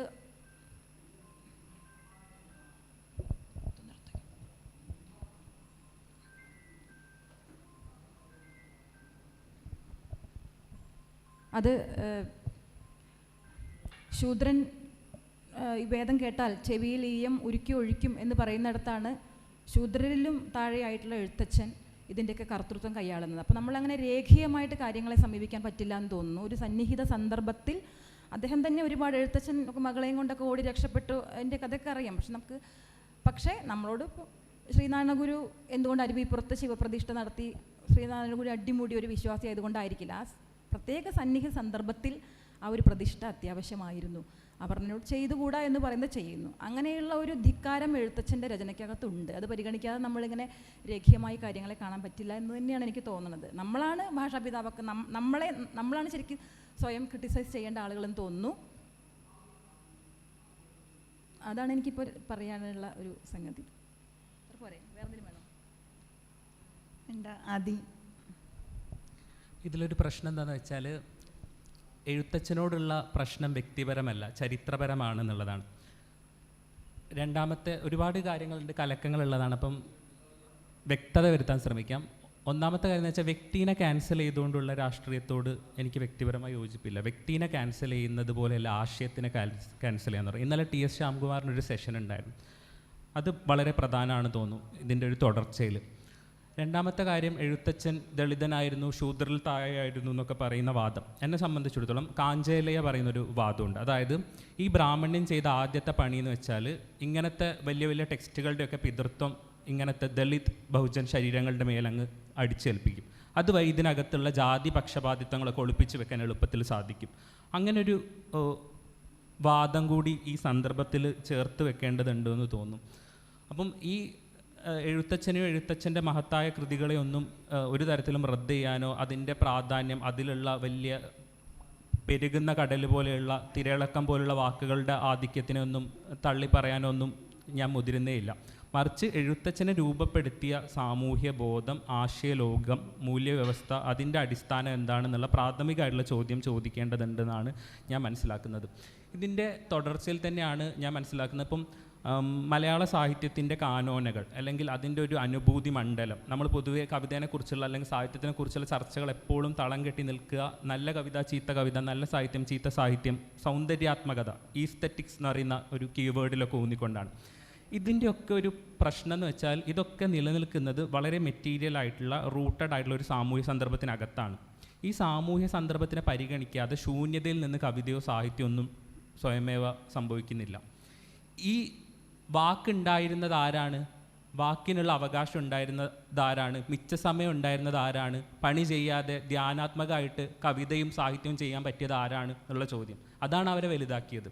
ഈ മിച്ച സമയം ഇല്ലാതിരുന്ന അധ്വാനം, ധ്യാനം ചെയ്യാൻ ഒന്നും അവകാശമില്ലാത്ത അധ്വാനം ചെയ്ത ശരീരങ്ങളെ സംബന്ധിച്ചിടത്തോളം അവർ പാടത്തുണ്ടായിരുന്നു, എരുമേനെയും പോത്തിനെയൊക്കെ പോലെ ജീവിച്ചിരുന്നു. അവർക്ക് വാക്കുണ്ടായിരുന്നില്ല, അവർക്ക് അതുകൊണ്ട് വലിയ കവികളാവാൻ വേണ്ടി പറ്റില്ല. അവരിലും താളവും കവിതയൊക്കെ ഉണ്ടായിരുന്നു. അവരുടെ പാട്ടുകൾ ഇപ്പോഴും നാടൻ പാട്ടായിട്ടും മറ്റ് നമ്മുടെ ഫോക്ക് സോങ് ആയിട്ട് അരികുകളിൽ കിടക്കുന്നുണ്ട്. മുഖ്യധാര സാഹിത്യത്തിൻ്റെ പ്രബല കാനോനകളിലോ മൂല്യസങ്കല്പങ്ങളിലോ ഇതിനൊന്നും യാതൊരു മൂല്യമില്ല. ഇപ്പോൾ പോലും ഞാൻ മനസ്സിലാക്കുന്ന സാഹിത്യ അക്കാദമിയിൽ പണ്ഡിറ്റ് കറുപ്പനോ പൊയ്കയിൽ അപ്പച്ചനോ ഒന്നും ചിത്രത്തിൽ ഇടം നേടിയിട്ടില്ല. ഫോട്ടോയിൽ അകത്തേക്ക് കയറി, സാഹിത്യത്തിൻ്റെ അകത്തേക്ക് കയറി വരാനുള്ള സ്ഥാനം അവർക്ക് കിട്ടിയിട്ടില്ല. കാരണം അവരുടെ കവിത എന്ന് പറയുന്നത് കവിത്വം ഇല്ലാത്ത കവിതയായിട്ടാണ് ഇപ്പോഴും മനസ്സിലാക്കുന്നത്. സരസ്വതി വിജയം പോലെയുള്ള പോത്തേരി കുഞ്ഞമ്പൂവിൻ്റെ നോവൽ ഇപ്പോഴും ലക്ഷണമൊത്ത നോവൽ ആയിട്ട് നമുക്ക് തോന്നുന്നേയില്ല. കാരണം എന്തുകൊണ്ടാണ്? പൊയ്കയിലപ്പച്ചൻ്റെ കവിത എന്ന് പോലും നമ്മൾ വിളിക്കില്ല, പാട്ടാണ്. കവിതയും പാട്ടും ആ ബൈനറി നിങ്ങൾ നോക്കണം. കവിതയ്ക്ക് കൃത്യമായിട്ടുള്ള രേഖീയമായിട്ടുള്ള ഈ ഒരു മൂല്യങ്ങളുടെയും ഈ നിയമങ്ങളുടെയും കാർക്കശ്യങ്ങളുടെയും കണിശതകളുടെയും ഒരു ലോകമുണ്ട്. പാട്ട് എന്ന് പറയുമ്പോൾ ചുമ്മാ ഇങ്ങനെ പാടി ഒരു പരസ്യ സ്വഭാവമുള്ള പൊതു സഞ്ചാര രൂപത്തിലാണല്ലോ പൊയ്കയിലപ്പച്ചൻ്റെ പാട്ടുകൾ ഏറ്റവും കൂടുതൽ പ്രചരിപ്പിക്കപ്പെടുന്നത്. ആ രൂപത്തിനൊരു ചലനാത്മകതയുണ്ട്. ചലനം എന്ന് പറയുന്ന ജാതിനെ വലിയ തോതിൽ ചോദ്യം ചെയ്യുന്നൊരു സാധനം കൂടിയാണ്. അപ്പം അതിനെ നമ്മൾ പാട്ട് എന്നാണ് വിളിക്കുക. പൊയ്കയിലപ്പച്ചൻ ഒരു കവിയൊന്നുമല്ല, ഒരു ചുമ്മാ ഇങ്ങനെ പാട്ട് പാടി നടന്ന ഒരു മനുഷ്യൻ. പാട്ട് പാടി എന്തിനെക്കുറിച്ച് പാടി? അടിമത്തത്തിനെക്കുറിച്ച്, ജാതിനെക്കുറിച്ച്, വളരെ മെറ്റീരിയൽ ആയിട്ടുള്ള റിയാലിറ്റീനെ അഡ്രസ്സ് ചെയ്ത് എഴുതിയ ആളുകളൊന്നും സാഹിത്യ ചരിത്രത്തിലില്ല. മറിച്ച് അബ്സ്ട്രാക്റ്റ് ആയിട്ടുള്ള അമൂർത്തമായിട്ടുള്ള ലോകങ്ങൾ, ഭൂമിയായിട്ട് വിച്ഛേദിക്കപ്പെട്ട് ഇതിഹാസത്തിലും പുരാണങ്ങളിലും ഇവിടുത്തെ വളരെ ദൈനംദിനമായിട്ടുള്ള ജീവിതങ്ങളെ ഒന്നും അഡ്രസ്സ് ചെയ്യാത്ത സാഹിത്യങ്ങൾ നമുക്ക് മഹത്തര സാഹിത്യങ്ങളാവുകയും ചെയ്യുന്നു. അതിനകത്തുള്ള ഒരു വൈരുദ്ധ്യത്തിനെ അതിനോടാണ് എനിക്ക് പ്രശ്നം. ആ ഒരു ആശയലോകത്തോടാണ് എനിക്ക് പ്രശ്നം. അമൂർത്തതയിൽ അഭയം തേടുന്ന ലോകം, അതിനെ ഭയങ്കരമായിട്ട് ഞാൻ പ്രോബ്ലമറ്റൈസ് ചെയ്യുന്നു. മെറ്റീരിയാലിറ്റി, ഭൗതികത വളരെ പ്രധാനമാണ്. അതിലൂന്നിയിട്ടാണ് പൊയ്കയിൽ ആണെങ്കിലും പണ്ഡിറ്റ് കറുപ്പൻ്റെ ജാതിക്കുമ്മി പോലെയുള്ള പാഠങ്ങളാണെങ്കിലും നിലനിൽക്കുന്നത്. പോത്തേരി കുഞ്ഞമ്പൂവിൻ്റെ സരസ്വതി വിജയം നിലനിൽക്കുന്നത് ആ മെറ്റീരിയാലിറ്റിയിൽ ഊന്നിക്കൊണ്ടാണ്. അതിൽ നിങ്ങൾക്ക് സാഹിത്യത്തിൻ്റെ മൂല്യം, നല്ലത് ചീത്തത് എന്ന് പറയുന്ന ബൈനറി വെച്ച് അതിനെ അളക്കാൻ നിന്നാൽ നിങ്ങൾ പരാജയപ്പെടും. സ്വാഭാവികമായിട്ടും അതൊരു മോശം സാഹിത്യമായിട്ട് നിങ്ങൾ അതിനെ വായിക്കുള്ളൂ. കാരണം നിങ്ങൾ സാഹിത്യം എന്ന് മനസ്സിലാക്കുന്ന, അല്ലെങ്കിൽ നമ്മൾ സാഹിത്യം എന്ന് മനസ്സിലാക്കുന്ന ഒന്നിനെ മുൻനിർത്തിയുള്ള ഉപാധികളും മൂല്യങ്ങളും അനുഭൂതി മണ്ഡലങ്ങളും നമ്മുടെ തന്നെ അഭിരുചികളും നിർണ്ണയിക്കപ്പെട്ടിരിക്കുന്നത് ഈ അതീശമായിട്ടുള്ള മേൽജാതി സാംസ്കാരിക ബോധത്തിനകത്ത് നിന്നുള്ളതുകൊണ്ട് ആണ്. അതാണ് അതിൻ്റെ പ്രശ്നം കിടക്കുന്നത്. അപ്പം ഞാൻ ആ ഒരു ആശയടിത്തറിൽ നിന്നുകൊണ്ടാണ് അതിനെ മനസ്സിലാക്കുന്നത്. അതിനർത്ഥം ഞാൻ ഇവരെ വായിക്കാറില്ലെന്നോ, ഇവരെ എനിക്കിഷ്ടം ആശാനോ അല്ലെങ്കിൽ വള്ളത്തോളോ അല്ലെങ്കിൽ ഇടശ്ശേരിയോ ആറ്റൂരോ ഒക്കെ ഈ തുടർച്ചയിലുള്ള ആളുകളൊക്കെ, അല്ലെങ്കിൽ മലയാള കവിതയുടെ പാരമ്പര്യത്തിന് ഇത്തരം ടെക്സ്റ്റുകളോടുള്ള എൻഗേജ്മെൻ്റ് ഒക്കെ വളരെ പ്രധാനമാണ്. ഞാൻ ഏറ്റവും കൂടുതൽ ഇപ്പോൾ വായിക്കുന്നത് ഗുരുവിൻ്റെ കൃതികളാണ്. ആ രീതിയിൽ മലയാള സാഹിത്യം കവിയായിട്ട് പോലും അംഗീകരിക്കപ്പെടാത്ത സാഹിത്യ ജീവിതമാണ് ഗുരുവിനുള്ളത്, പൊയ്കയിലപ്പച്ചനുള്ളത്, പണ്ഡിറ്റ് കറുപ്പനുള്ളത്. അപ്പം ഇവരെ വായിക്കാതെ എന്നതുകൊണ്ട് പ്രശ്നമുണ്ടെന്ന് എനിക്ക് തോന്നുന്നില്ല. അതായത് ഈ പ്രബല സാഹിത്യ പാരമ്പര്യത്തിലുള്ള എഴുത്തച്ഛനെ വായിക്കാത്തതുകൊണ്ട് നിങ്ങൾ കവിയാവില്ല എന്നുള്ള അഭിപ്രായം ഒന്നും എനിക്കില്ല. കാരണം എഴുത്തച്ഛനെ വായിക്കാൻ കെൽപ്പുള്ളവരും ശേഷിയുള്ളവരും അത് വായിക്കട്ടെ.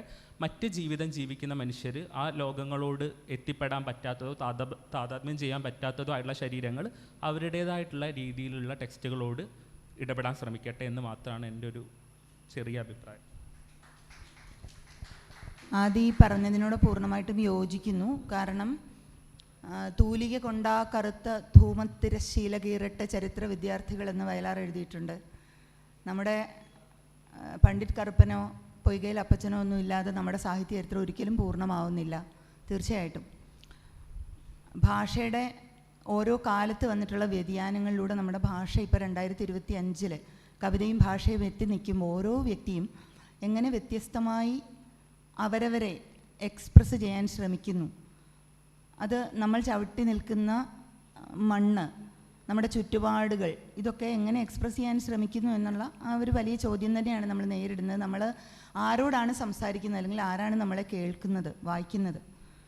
ഇത്തരം ഒരുപാട് ചോദ്യങ്ങൾ കൂടി നമ്മൾ ഫേസ് ചെയ്യേണ്ടതുണ്ട് എന്നാണ് തോന്നുന്നത്. രതീഷിനെ. Thank you. ഞാൻ പറയുന്നത് നിഷേധമല്ലെങ്കിൽ എഴുത്തച്ഛനെ കുറിച്ച് പറയാൻ ഞാൻ താല്പര്യപ്പെടുന്നില്ല. ആക്ച്വലി അത് നിഷേധമായിട്ട് കരുതണ്ട, എനിക്ക് പ്രത്യേകിച്ച് അദ്ദേഹത്തെക്കുറിച്ച് അധികമൊന്നും അറിയില്ല. പക്ഷേ എനിക്ക് മറ്റൊരു കാര്യമാണ് സംസാരിക്കാനുള്ളത്. എങ്ങനെയാണ് രാഷ്ട്രീയ കവിത ഇവിടെ രൂപപ്പെടുന്നത് പുതിയ കാലത്ത്? അതോടൊപ്പം തന്നെ പോസ്റ്റ് ട്രൂത്ത് പീരീഡ് എന്നതിൽ പോസ്റ്റ് ട്രൂത്ത് സത്യാനന്തരം പറയുന്ന സാധ്യതയെ നമുക്ക് എങ്ങനെ മറികടക്കാൻ പറ്റും എന്നാണ് എനിക്ക് സംസാരിക്കാൻ തോന്നുന്നത്. മോഡേൺ ലിറ്ററേച്ചറിൽ എൻ്റെ കവിത വരുന്ന സമയത്ത് എൻ്റെ പ്രൊഫൈലിൽ അവർ കൊടുത്തൊരു വേർഡ് ഉണ്ട്, ബിയോണ്ട് ദ പോസ്റ്റ് ട്രൂത്ത് പോയിറ്റ് എന്നുള്ള രീതിയിലാണ് അവർ ഉപയോഗിച്ചത്. ബിയോണ്ട് ദ പോസ്റ്റ് ട്രൂത്ത് എന്നാണ് ഉപയോഗിക്കുന്നത്. അപ്പോൾ ഞാൻ വീണ്ടും അനലൈസ് ചെയ്യാൻ തുടങ്ങി, എങ്ങനെയാണത് ഇത്രയും സത്യം പലത് എന്ന് എൻ്റെ നാട്ടുകാരനൊക്കെ എഴുതുന്നത് പോലെ എല്ലാവരും സത്യം പറയുന്ന ഒരു കാലമായി രൂപപ്പെടുന്നു, എല്ലാം സത്യമായി രൂപപ്പെടുന്നു. അപ്പോൾ അതൊരു അപകടകരമായൊരു കാര്യമായിട്ട് എനിക്ക് മനസ്സിലായി. എൻ്റെ പ്രധാന കാര്യം, ഇപ്പോൾ കറണ്ട് പൊളിറ്റിക്സ് നോക്കിക്കഴിഞ്ഞാൽ ഇപ്പോൾ നരേന്ദ്രമോദി പറയുന്നു സത്യമാണ്, രാഹുൽ ഗാന്ധി പറയുന്നു സത്യമാണ്. അപ്പോൾ ഒരു ആസ് എ റൈറ്റർ എന്നുള്ള രീതിയിൽ ഞാൻ എന്തിനെയാണ് രേഖപ്പെടുത്തേണ്ടത്? ആരും നുണ പറയുന്നില്ല. അത്ര ബ്യൂട്ടിഫുള്ളായ ഒരു കാലമാണത്, അല്ലേ? ഗാന്ധിയൊക്കെ സ്വപ്നം കണ്ടതുപോലെ വളരെ ബ്യൂട്ടിഫുള്ളായൊരു കാലം. അപ്പോൾ ഇതിനെ മറികടക്കുന്നത് എങ്ങനെയെന്നാണ് ഞാൻ എൻ്റെ എഴുത്തുകളിൽ ചിന്തിച്ചത്. അപ്പോൾ എനിക്ക് മനസ്സിലായി, ചില സത്യങ്ങൾ തുറങ്കിലാക്കപ്പെടുന്നു, ചില സത്യങ്ങൾ കങ്കാരു വിചാരണ ചെയ്ത് തൂക്കിക്കൊല്ലുന്നു, ചില സത്യങ്ങളെ വെടിവെച്ച് കൊല്ലുന്നു, ചില സത്യങ്ങളെ അറസ്റ്റ് ചെയ്യുന്നു. വൈ? അപ്പോൾ ഈ സത്യങ്ങളെയാണ് ഞാൻ പിന്നീട് എൻ്റെ കവിതകളിലൂടെ അന്വേഷണം നടത്തിയത്. ആ രീതിയിലാണ് ഞാനതിലേക്ക് എൻ്റെ പൊളിറ്റിക്സ് രൂപപ്പെടുന്നത് ഈ സത്യങ്ങളെ തേടിയുള്ള അന്വേഷണങ്ങളിൽ നിന്നാണ്. അല്ലാതെ നമ്മളിപ്പോൾ ഒരു സയൻറ്റിഫിക് ട്രൂത്തോ അല്ലെങ്കിൽ ഒരു എന്താ പറയുക ഫിക്ഷണൽ ട്രൂത്തോ എന്നുള്ള രീതിയിലല്ല ഞാൻ പോയത്. തടങ്കിലാക്കപ്പെട്ട സത്യങ്ങളെ തേടിയാണ് എൻ്റെ കവിത യാത്ര ചെയ്തത്. അതാണ് എന്നൊരു തികച്ചും ഒരു പൊളിറ്റിക്കൽ പോയിറ്റായി മാറ്റിയത്.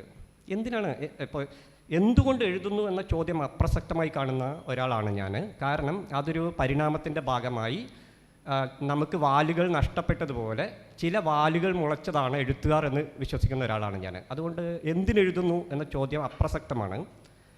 പക്ഷെ നമ്മൾ ആർക്ക് വേണ്ടി എഴുതുന്നു, എന്തിന് നമ്മൾ പൊളിറ്റിക്കലാവുന്നു, പ്രത്യക്ഷമായി എന്തിന് നമ്മൾ പൊളിറ്റിക്കലാവുന്നു എന്ന ചോദ്യങ്ങളെ നമ്മൾ കൃത്യമായ രീതിയിൽ നേരിടേണ്ടതുണ്ട് എന്ന് വിശ്വസിക്കുന്ന ഒരു റൈറ്ററാണ് ഞാൻ. അവിടെയാണ് ഞാൻ ഈ പോസ്റ്റ് മോഡേണിസത്തൊക്കെ ആയിട്ട് ഞാൻ വഴക്ക് കൂടിക്കൊണ്ടിരിക്കുന്നത്, ഈ പൊളിറ്റിക്കൽ പ്രോബ്ലംസ് കൊണ്ടാണ്. കാരണം കവിത അതിൻ്റെ ആദിമകാലത്ത് തന്നെ പൊളിറ്റിക്കലാണെന്ന് പറയപ്പെടുന്നു. മാത്രമല്ല അത് എന്താ പറയുക, വിസ്ഡത്തെ ഇല്ലാതാക്കുന്ന, ലെക്കാനെ പോലുള്ളവർക്ക് പറയുന്ന വിസ്ഡത്തെ ഇല്ലാതാക്കുന്ന ഒരു പ്രോസസ്സായിട്ടൊക്കെ പറയുന്നു. ഓക്കെ, എല്ലാത്തിലുപരി അത് ഒറ്റപ്പെട്ട തുരത്തുകളിലിരുന്ന് മഹത്തായ ജ്ഞാനികൾ രൂപപ്പെടുത്തിയെടുക്കുന്ന, കാവ്യ പുരോഹിതന്മാർ രൂപപ്പെടുത്തിയെടുക്കുന്ന ഒന്നാണെന്നും അതിൻ്റെ സൗന്ദര്യമാണ് അതിൻ്റെ പൊളിറ്റിക്സ് അല്ലെങ്കിൽ അതിൻ്റെ വിപ്ലവമെന്നും പ്രവചിക്കപ്പെട്ടുകൊണ്ടേയിരിക്കുന്നു നിരന്തരം പോസ്റ്റ് മോഡേണിസത്തിൽ. പക്ഷെ ഞാൻ ചോദിക്കുന്നു, നമുക്ക് ഇപ്പോൾ ഡാലിയൊക്കെ പറഞ്ഞതുപോലെ നമുക്കൊരിക്കലും ആധുനികനാവാൻ വേണ്ടി പ്രയത്നിക്കേണ്ടതില്ല. കാരണം നിങ്ങൾക്ക് അതിൽ നിന്ന് രക്ഷപ്പെടാൻ കഴിയില്ല. ഇതുപോലെയാണ് പൊളിറ്റിക്കൽ പോയംസിൻ്റെ കാര്യം. നിങ്ങൾക്ക് ഇടപെടാതെ ഇന്ന് നിങ്ങൾക്ക് കവിത എഴുതാൻ പറ്റില്ല. ആ രീതിയിലേക്ക് പോസ്റ്റ് മോഡേണിസത്തിൻ്റെ തന്നെ നല്ല ഗുണങ്ങളുണ്ട്, ബഹുസ്വരത പോലത്തുള്ള ബ്യൂട്ടിഫുൾ ആയിട്ടുള്ള കാര്യങ്ങളുണ്ട്. അതിൽ നിന്ന് ഉയർന്നു വന്നിട്ടുള്ള പൊളിറ്റിക്കൽ കറക്റ്റ്നെസ് ഉണ്ട്. അതാണ് നമ്മൾക്ക് പലപ്പോഴും നമ്മുടെ കുറച്ച് മുൻകാലത്തെ എഴുത്തുകാർക്കോ കലാകാരന്മാർക്കൊന്നും ഇത് പിടികിട്ടുന്നില്ല, പൊളിറ്റിക്കൽ കറക്റ്റ്നെസ് പറഞ്ഞ സാധ്യത. കാരണം അത് പ്രതിനിധീകരണങ്ങളിൽ നിന്നാണ് രൂപപ്പെട്ടത്. ഇപ്പോൾ ആദിയുടെ ആൾക്കാരെ കുറച്ച് മുൻപ് കാലങ്ങളിൽ കണ്ടിരുന്ന രീതിയിൽ ഇന്നൊരിക്കലും കാണാൻ സമൂഹം അനുവദിക്കില്ല. സോ അത് ഈ ബഹുസ്വരതയിൽ നിന്ന് രൂപപ്പെട്ട ഒരു ശക്തമായ സാധ്യതയാണ്. എന്നാൽ ബഹുസ്വരതയ്ക്ക് തന്നെ ഒരു അപകടമുണ്ട് എന്ന് ഞാൻ ഈ ഇന്ത്യയിലും ലോകത്താകമാനവും നടന്നിട്ടുള്ള സമരങ്ങളെ അനലൈസ് ചെയ്തപ്പോൾ എനിക്ക് മനസ്സിലായി. കാരണം നമ്മുടെ സെക്രട്ടേറിയറ്റിന് മുന്നിൽ നടക്കുന്ന കുറച്ച് മുൻപ് വരെ, അതായത് കോവിഡിന് മുൻപ് വരെ സെക്രട്ടേറിയറ്റിന് മുന്നിൽ നടക്കുന്ന ഏറെക്കുറെ സമരങ്ങളും പരാജയപ്പെടുകയാണ് ചെയ്തിട്ടുള്ളത്. എനിക്ക് തോന്നുന്നത് ഇന്ത്യയിൽ ഏറെക്കുറെ സമരങ്ങൾ പരാജയമായിരുന്നു. പക്ഷേ പൊടുന്നനെ കോവിഡ് വരുന്നു, ലോക്ക്ഡൗൺ ആവുന്നു, ലോകത്തിൻ്റെ സമരത്തിൻ്റെ മുഖം വളരെ വിചിത്രമായ രീതിയിൽ മാറുന്നു. ജോർജ് ഫ്ലോയിഡിൻ്റെ കൊലപാതകം നടക്കുന്നു. എന്തിന്? എൻ്റെ നാട്ടിൽ, വളരെ ഗ്രാമീണമായ എൻ്റെ നാട്ടിൽ ഒരു മെഴുതിരി പിടിച്ച് നിന്നിട്ടുണ്ട്. അപ്പോൾ എല്ലാവരും പൊളിറ്റിക്കലാവുന്നു, ഒരുമിക്കുന്നു ജനം. ഈ വിഭജിക്കപ്പെടുന്ന ചിന്തകളിൽ നിന്ന്, വിഭജിക്കപ്പെടുന്ന മനുഷ്യരിൽ നിന്ന്, അതിൻ്റെ അസഹിഷ്ണുതകളിൽ നിന്ന് മനുഷ്യൻ ഒറ്റക്കെട്ടായി മാറുന്നു. 2018 ഞാൻ കവിത സമയം പറയണം കേട്ടോ. ഓക്കെ, നിർത്താനൊക്കെ പറയാം. ഓക്കെ, അപ്പോൾ 2010 പാലക്കാട്ടിലേക്ക് ഓക്കെ, അതാണ് പറഞ്ഞുകൊണ്ടിരിക്കുന്നത്. സോ അതല്ല, എനിക്ക് അങ്ങനെയൊന്നും സംസാരിക്കാൻ ഭയങ്കര പ്രയാസമുണ്ട്. കണ്ടൻറ് ബേസ്ഡ് സംഭാഷണം എനിക്ക് വളരെ പ്രയാസമുണ്ട്, അപ്പോൾ ക്ഷമിക്കണം. സോ എവിടെ പറഞ്ഞു നിർത്തിയത്? ഓക്കെ, സമരങ്ങളുടെ വ്യതിയാനം. പിന്നെ അതുപോലെ തന്നെ നമ്മുടെ കർഷക സമരം നടക്കുന്നു. അത് വ്യാപകമായ വലിയ സമരങ്ങളാണത്. പക്ഷേ ഇതെല്ലാം തന്നെ എങ്ങനെ കവിതയിലേക്ക് രൂപപ്പെടുന്നു എന്നാണ് ഞാൻ പിന്നെ ചിന്തിച്ചത്. ഇപ്പോൾ ഒരു ഉദാഹരണം പറഞ്ഞാൽ, നമ്മുടെ കർഷക സമരകാലത്ത് നമ്മുടെ കർഷകരെല്ലാം തന്നെ അവരുടെ പശുക്കളെയും എരുമകളെയും എല്ലാം ഡൽഹിയിലെ റോഡുകളിലൂടെ നടത്തിക്കൊണ്ടുപോയി. ഇത്തരമൊരു സമരമുറ ഞാൻ ഇതുവരെ കണ്ടിട്ടില്ല. It's beautiful. അപ്പോൾ ജോർജ് ഫ്ലോയിഡിൻ്റെ കൊലപാതകത്തിൽ അതിവിചിത്രമായ പെർഫോമൻസുകൾ നടന്നു നമ്മുടെ ഓരോ ഇടങ്ങളിലും, ഒരു ലോകത്തിലാകമാനം. അപ്പോൾ ഉറപ്പായും എനിക്ക് ഈ കർഷക സമരത്തെക്കുറിച്ച് ഒരു കവിത എഴുതുമ്പോൾ എനിക്കൊരിക്കലും പഴയ പോലെ കവിത എഴുതാൻ പറ്റില്ല. കാരണം അത് അത്രയും അത്ഭുതകരമാണ്. അതുകൊണ്ട് തന്നെ എനിക്ക് ഭാഷയെ പുതുക്കേണ്ടി വന്നു. എനിക്കൊരു പുതിയ ഭാഷയിൽ എഴുതാൻ പറ്റൂ. കറൻറ്റ് സമകാലികതയിൽ നിന്നാണ് ഞാൻ ഈ രൂപങ്ങളൊക്കെ ഉപയോഗിക്കുന്നത്, പ്രസൻറ്റ് ടെൻസിനെ അടയാളപ്പെടുത്താൻ വേണ്ടിയിട്ട്. അതുകൊണ്ട് തന്നെ എത്ര വിചിത്രമാണ് നമ്മുടെ ഭാഷ പുതുകാനുള്ള സാധ്യത എന്നാണ് ഞാൻ മനസ്സിലാക്കിയത്. ഞാൻ നിർത്തുന്നു, കൈമാറാം. ഞാനിത് സംസാരിക്കാം, കണ്ടിന്യൂസ്. ചെറിയൊരു എൻ്റെ ഒരു അഭിപ്രായം പറഞ്ഞോട്ടെ. ഞാൻ കവിത ആക്ച്വലി അത് ഭാഷയാണ് കവിതയുടെ ടൂൾ എന്ന് പറയുന്നത്. നമ്മൾ പൊളിറ്റിക്സും അതിലുണ്ടാവാം. കാരണം നമ്മുടെ ഒരു സ്വത്തെന്ന് പറയുന്നത് നമുക്ക് വെറും മനുഷ്യ സ്വത്വം എന്നതിലുപരിയായിട്ട് ഒരു ദേശ സ്വത്തും അതിനകത്ത് പൗരന്യമുള്ളത് കൊണ്ട് ഒരു പൗരബോധം നമുക്ക് തീർച്ചയായിട്ടും ഉണ്ടായിരിക്കും. പക്ഷേ ഇതൊരു ആർട്ടാണ്. അതാണ് നമ്മൾ ആദ്യം മനസ്സിലാക്കേണ്ട സംഗതി. ഇപ്പോൾ അതിൻ്റെ ടൂൾ എന്ന് പറയുന്നത് ഭാഷയാണ്. ആ ഭാഷയുടെ സൂക്ഷ്മമായ പരിചരണം വിട്ടിട്ടുള്ള പൊളിറ്റിക്സ് പറയാൻ നേരത്തെ പറഞ്ഞ പോലെ നമുക്ക് എവിടെയും പറയാലോ. മാത്രമല്ല ഇത് കൈകാര്യം ചെയ്യേണ്ടത് ഭരണകൂടമാണ്. ഇപ്പോൾ കുമാരനാശാൻ മാറ്റുവിൻ ചട്ടങ്ങളെ എന്ന് ഉറക്കെ വിളിച്ച് പറഞ്ഞാൽ ഇവിടെ ചട്ടങ്ങൾ മാറാൻ പോണില്ല. ചട്ടങ്ങൾ മാറണമെങ്കിൽ അത് ഭരണകൂടം തന്നെ തീരുമാനിക്കണം. ഇപ്പോൾ നമ്മളിപ്പോൾ ഒരു അപേക്ഷാ ഫോം ഇപ്പോൾ നമ്മൾ പറയുന്നു ജെൻഡർ ഡിസ്ക്രിമിനേഷൻ. എത്രയോ കാലമായിട്ട് നമ്മുടെ ഇടയിൽ അപേക്ഷാ ഫോമത്തിൽ ആണ് പെണ്ണ് ഇങ്ങനെ വന്നുകൊണ്ടിരുന്നു. ഒരിക്കൽ പോലും പെണ്ണ് ആണെന്ന് ഒരു അപേക്ഷാ ഫോമിൽ നമ്മൾ കണ്ടിട്ടില്ല. ഇപ്പോഴാണെങ്കിൽ ആണ് പെണ്ണ് ട്രാൻസ്. അപ്പോൾ പോലും ആ ഒരു മാറുന്നില്ല. നമ്മൾ ട്രാൻസ് കൂട്ടിയെങ്കിലും അത് മൂന്നാമതായിട്ട് കിടക്കുക. ഇത് സ്റ്റേറ്റിന് ചെയ്യേണ്ട കാര്യമാണ്. സ്റ്റേറ്റ് എന്ത് ചെയ്യണം? അത് മാറി ട്രാൻസ് പെൺ ആണ്. എന്തുകൊണ്ട് ആ ഒരു ഓർഡർ അവർ സ്വീകരിക്കുന്നില്ല? അവർക്ക് ഈസി ആയിട്ട് മാറ്റാൻ പറ്റുന്ന കാര്യം എന്തിനാ കവികളുടെ തലയിൽ വെച്ച് കൊടുക്കുന്നത്? കവികളുടെ പണി വേറെയാണ്. അവർ ഭാഷയിൽ പണിയെടുക്കാനുള്ളവരാണ് പണികൾ. പക്ഷേ അതിനകത്ത് തീർച്ചയായിട്ടും രാഷ്ട്രീയവും ഉണ്ടായിരിക്കാം. പക്ഷേ ഭാഷ വിട്ടിട്ടുള്ള വെറുതെ ലൗഡായിട്ട് പൊളിറ്റിക്സ് പറയാനുള്ള ഒന്നല്ല അത്.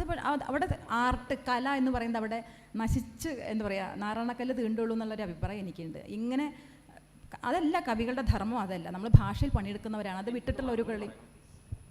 ഒരു മിനിറ്റ്. അമ്മു പറഞ്ഞ കാര്യത്തിൽ ഊന്നി എനിക്ക് തോന്നുന്നു കവികളുടെ ടൂള് ഭാഷയാണെന്ന് അമ്മു പറഞ്ഞതിനോട് അത് നമുക്ക് എല്ലാവർക്കും അറിയുന്ന കാര്യമാണ്. കാരണം പോയട്രി ലൗഡാവുക എന്ന് പറയുമ്പോൾ ലൗഡാവുന്ന കവിതയും കുറുകി നേർത്ത മൂർച്ചയോടെ ഉള്ളിലേക്ക് ഇറങ്ങുന്ന കവിതയും രണ്ടാണെന്ന് എനിക്ക് തോന്നുന്നത്. ഈ രണ്ടാമത് പറഞ്ഞ ലൗഡാവുന്ന കവിതയെക്കാളും കുറച്ചുകൂടി നമുക്ക് രാഷ്ട്രീയം, ഈ പറഞ്ഞതുപോലെ രാഷ്ട്രീയം നമുക്ക് എവിടെയും പറയാം, അതിനുള്ള ഓപ്ഷൻസ് ഉണ്ട്. പക്ഷേ കവിത രാഷ്ട്രീയം മാത്രമാവുന്നതിനോട് എനിക്ക് യോജിപ്പില്ല. കാരണം എന്താണെന്ന് വെച്ചാൽ കവിതയ്ക്ക് വേറൊരു ഭാവതലം കൂടിയുണ്ട്. അതിന് ഇവിടെ ടോണിയേട്ടനൊക്കെ ഇവിടെ ഇരിപ്പുണ്ട്, ഒരു അണ്ടർലൈങ് ഹ്യൂമറുണ്ട്. അത് ടോണിയേട്ടൻ്റെ മിക്ക കവിതകളിലും നമുക്ക് അത് ശക്തമായിട്ട് നമ്മളെ കുത്തിക്കൊല്ലുന്നത് പോലെയുള്ള മൂർച്ചയുള്ള കാര്യങ്ങളും നമുക്ക് ഒരു അണ്ടർലൈങ് ഹ്യൂമറോട് അത് നമുക്ക് വായനക്കാരനിലേക്ക് എത്തുന്ന പോലെ അവതരിപ്പിക്കാൻ സാധിക്കും. അത് അതിനൊരു ഭാവതലം കൂടി ഉള്ളതുകൊണ്ടാണ്. അത് നമ്മൾ ഭാഷയെ കുറച്ച് നേരത്തെ പരിചിത പദങ്ങളുടെ ഒരു നിർമ്മമത്വം, അതിനെ ഒരു ചുറ്റിക കൊണ്ട് അടിച്ചടിച്ച് കളഞ്ഞിട്ട് ഏറ്റവും അവസാനം വരുന്ന ആ ഒരു കുറുകിയെടുക്കുന്ന ആ ഒരു സാധനം കൂടിയാണ് കവിത എന്നാണ് എനിക്കും തോന്നുന്നത്. രതീഷിനെ മറുപടി പറയാനായിട്ട് ക്ഷണിക്കും. ആ ഓക്കെ, ആദി.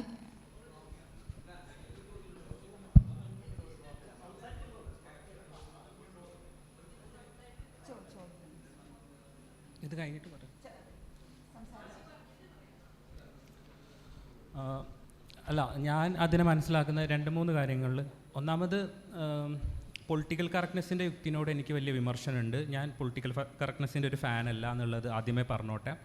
അതിൻ്റെ കാരണം ഭാഷയിൽ ശരിയായിരുന്നത് കൊണ്ട് സാമൂഹ്യ അവസ്ഥ മാറുമെന്ന് എനിക്ക് തോന്നുന്നേയില്ല.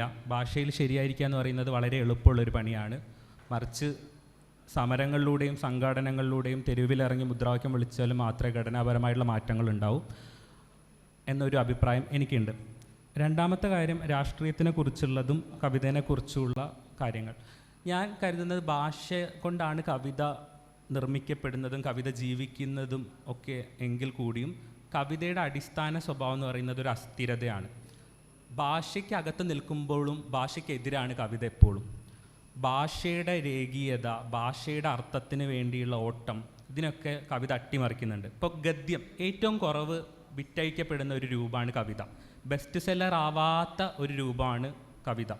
എന്തുകൊണ്ടെന്ന് വെച്ചാൽ ഗദ്യം വാഗ്ദാനം ചെയ്യുന്ന രീതിയിൽ വളരെ രേഖീയമായിട്ടുള്ള അർത്ഥത്തിൻ്റെ ലോകങ്ങൾ കവിതയിൽ നിങ്ങൾക്ക് കാണാൻ വേണ്ടി പറ്റില്ല. കവിതയിൽ വിച്ഛേദങ്ങളുണ്ട്.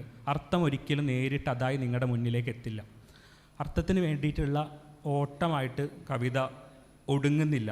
നിരന്തരമായിട്ട് അനിശ്ചിതത്വങ്ങളും വിച്ഛേദങ്ങളൊക്കെയാണ് കവിതയുടെ മൗലിക രൂപമായിട്ടിരിക്കുന്നത്. അപ്പോൾ ഭാഷയുടെ എതിരെയും വ്യാകരണത്തിന് വിരുദ്ധമായിട്ടൊക്കെയാണ് കവിത ജീവിക്കുന്നത് എന്ന് ചുരുക്കം. രാഷ്ട്രീയം കവിതയിൽ ആവശ്യം ഉണ്ടോയെന്ന് ചോദിച്ചാൽ വേണ്ടവർ അത് ഉപയോഗിക്കട്ടെ, വേണ്ടാത്തവരത് ശുദ്ധ സാഹിത്യത്തിൻ്റെ വക്താക്കൾ അത് രീതിയിൽ ഉപയോഗിക്കട്ടെ എന്നുള്ള രീതിയിലാണ് ഞാൻ മനസ്സിലാക്കുന്നത്. അപ്പം രാഷ്ട്രീയത്തിൻ്റെ യുക്തിയിലാണ് മനസ്സിലാക്കുന്നത്. ഞാൻ കരുതുന്ന ഞാൻ മുന്നേ സൂചിപ്പിച്ച കവികളെല്ലാം തന്നെ രാഷ്ട്രീയമായിട്ടുള്ള സാഹിത്യ ജീവിതം ജീവിച്ച കവികളാണ്. ഇപ്പോൾ ഗുരുവാണെങ്കിലും അപ്പച്ചനാണെങ്കിലും കറുപ്പനാണെങ്കിലും എല്ലാവരും തന്നെ. പക്ഷേ ഇവരില്ലാതെ സാഹിത്യ ചരിത്രം ഇല്ല എന്ന് പറയുമ്പോൾ പോലും മലയാളത്തിലെ പ്രധാനപ്പെട്ട ലീലാവതിയുടേത് ഉൾപ്പെടെയുള്ള സാഹിത്യ ചരിത്രങ്ങൾ പരിശോധിച്ചാൽ ഇവരുടെ പേരുകൾ എവിടെയെന്നൊന്ന് നോക്കേണ്ടതുണ്ട്. ഇവരുടെ പേരുകൾ ഉണ്ടോ എന്ന് നിങ്ങൾ നോക്കേണ്ടതുണ്ട്. ഉള്ളൂർ, ലീലാവതി, പ്രധാനപ്പെട്ട മലയാളത്തിലെ സാഹിത്യ ചരിത്രങ്ങളെല്ലാം നിങ്ങൾ നോക്കിക്കഴിഞ്ഞാൽ ഈ മനുഷ്യർ അതിനകത്തുണ്ടോ? സാഹിത്യ ചരിത്രത്തിൻ്റെ ഭാഗമാണെങ്കിൽ സാഹിത്യ ചരിത്രം എന്ന് പറയുന്ന ഒരു രൂപത്തിനകത്ത് അവർക്ക് ഇടം വേണമല്ലോ, സാഹിത്യ ചരിത്ര വിജ്ഞാനത്തിനകത്ത് അവർക്ക് ഇടം വേണമല്ലോ. അതുണ്ടോ എന്ന് നോക്കേണ്ടതും പ്രധാനമാണെന്ന് തോന്നുന്നു. രാഷ്ട്രീയം സംസാരിക്കാനുള്ള ഒരു ഉപാധിയായിട്ടും കവിത മാറാം. അങ്ങനത്തെ സന്ദർഭങ്ങളുണ്ട്. അങ്ങനെ രാഷ്ട്രീയ ജീവിതം ജീവിച്ച കവിയാണ് പൊയ്കയിലപ്പച്ചൻ. അദ്ദേഹത്തിൻ്റെ സഞ്ചാര കവിതകളിലൂടെ അങ്ങനെ ഒരു ജീവിതം കവിതയ്ക്ക് കഴിവന്ന ഒരു സ്ഥിതി ആയിട്ടാണ് ഞാൻ ആ സന്ദർഭത്തിനെ മനസ്സിലാക്കുന്നത്. ഇതിനോട് ചേർത്ത് മറ്റൊരു കാര്യം പറയാനുള്ളത്, ഓദർ ലോഡ് എന്ന് പറയുന്ന എനിക്ക് വളരെ പ്രിയപ്പെട്ട, എനിക്ക് വളരെ ഇഷ്ടമുള്ള ഒരു എഴുത്തുകാരി, അവർ പറയുന്നൊരു കാര്യമുണ്ട്. Poetry is not a luxury എന്ന് പറയുന്ന ഒരു സമാഹാരത്തിലാണ് അവർ ആ വാദം അവതരിപ്പിക്കുന്നത്. പൊതുവേ നമ്മൾ സാഹിത്യം ഒരു ലക്ഷറിയുടെ ഭാഗമായിട്ടാണ് മനസ്സിലാക്കുന്നത്. പക്ഷേ കവിത എന്ന് പറയുന്നത് അനാർഭാടകരമാണെന്നാണ് അവർ വാദിക്കുന്നത്. കാരണം കവിത എന്ന് പറയുന്നത് ദൈനംദിന ജീവിതത്തെ കരുപ്പിടിപ്പിക്കാനുള്ള വളരെ ഭ്രമാത്മകമായിട്ടുള്ള ഭാവനകളുടേതായിട്ടുള്ള ഒരു ലോകമൊക്കെ ഉള്ള ഒരു രൂപമായിട്ടാണ് അവരതിനെ മനസ്സിലാക്കുന്നത്. ഈ ഭ്രമാത്മകതയും ഈ ഭാവനയൊക്കെ പ്രധാനമാണെന്നും അവർ ഊന്നി പറയുന്നുണ്ട്. കാരണം ഈ ഭാവന ഉണ്ടെങ്കിൽ മാത്രമേ നമുക്ക് നമ്മുടെ ദൈനംദിന രാഷ്ട്രീയത്തെ കരുപ്പിടിപ്പിക്കാൻ വേണ്ടി പറ്റുള്ളൂ. ഭാവന എന്ന് പറയുന്നത് വളരെ പ്രധാനപ്പെട്ട ഒരു ടൂളായിട്ട് അവിടെ മാറുന്നുണ്ട് എന്ന് മാത്രം പറഞ്ഞുകൊണ്ട് ചുരുക്കുന്നു.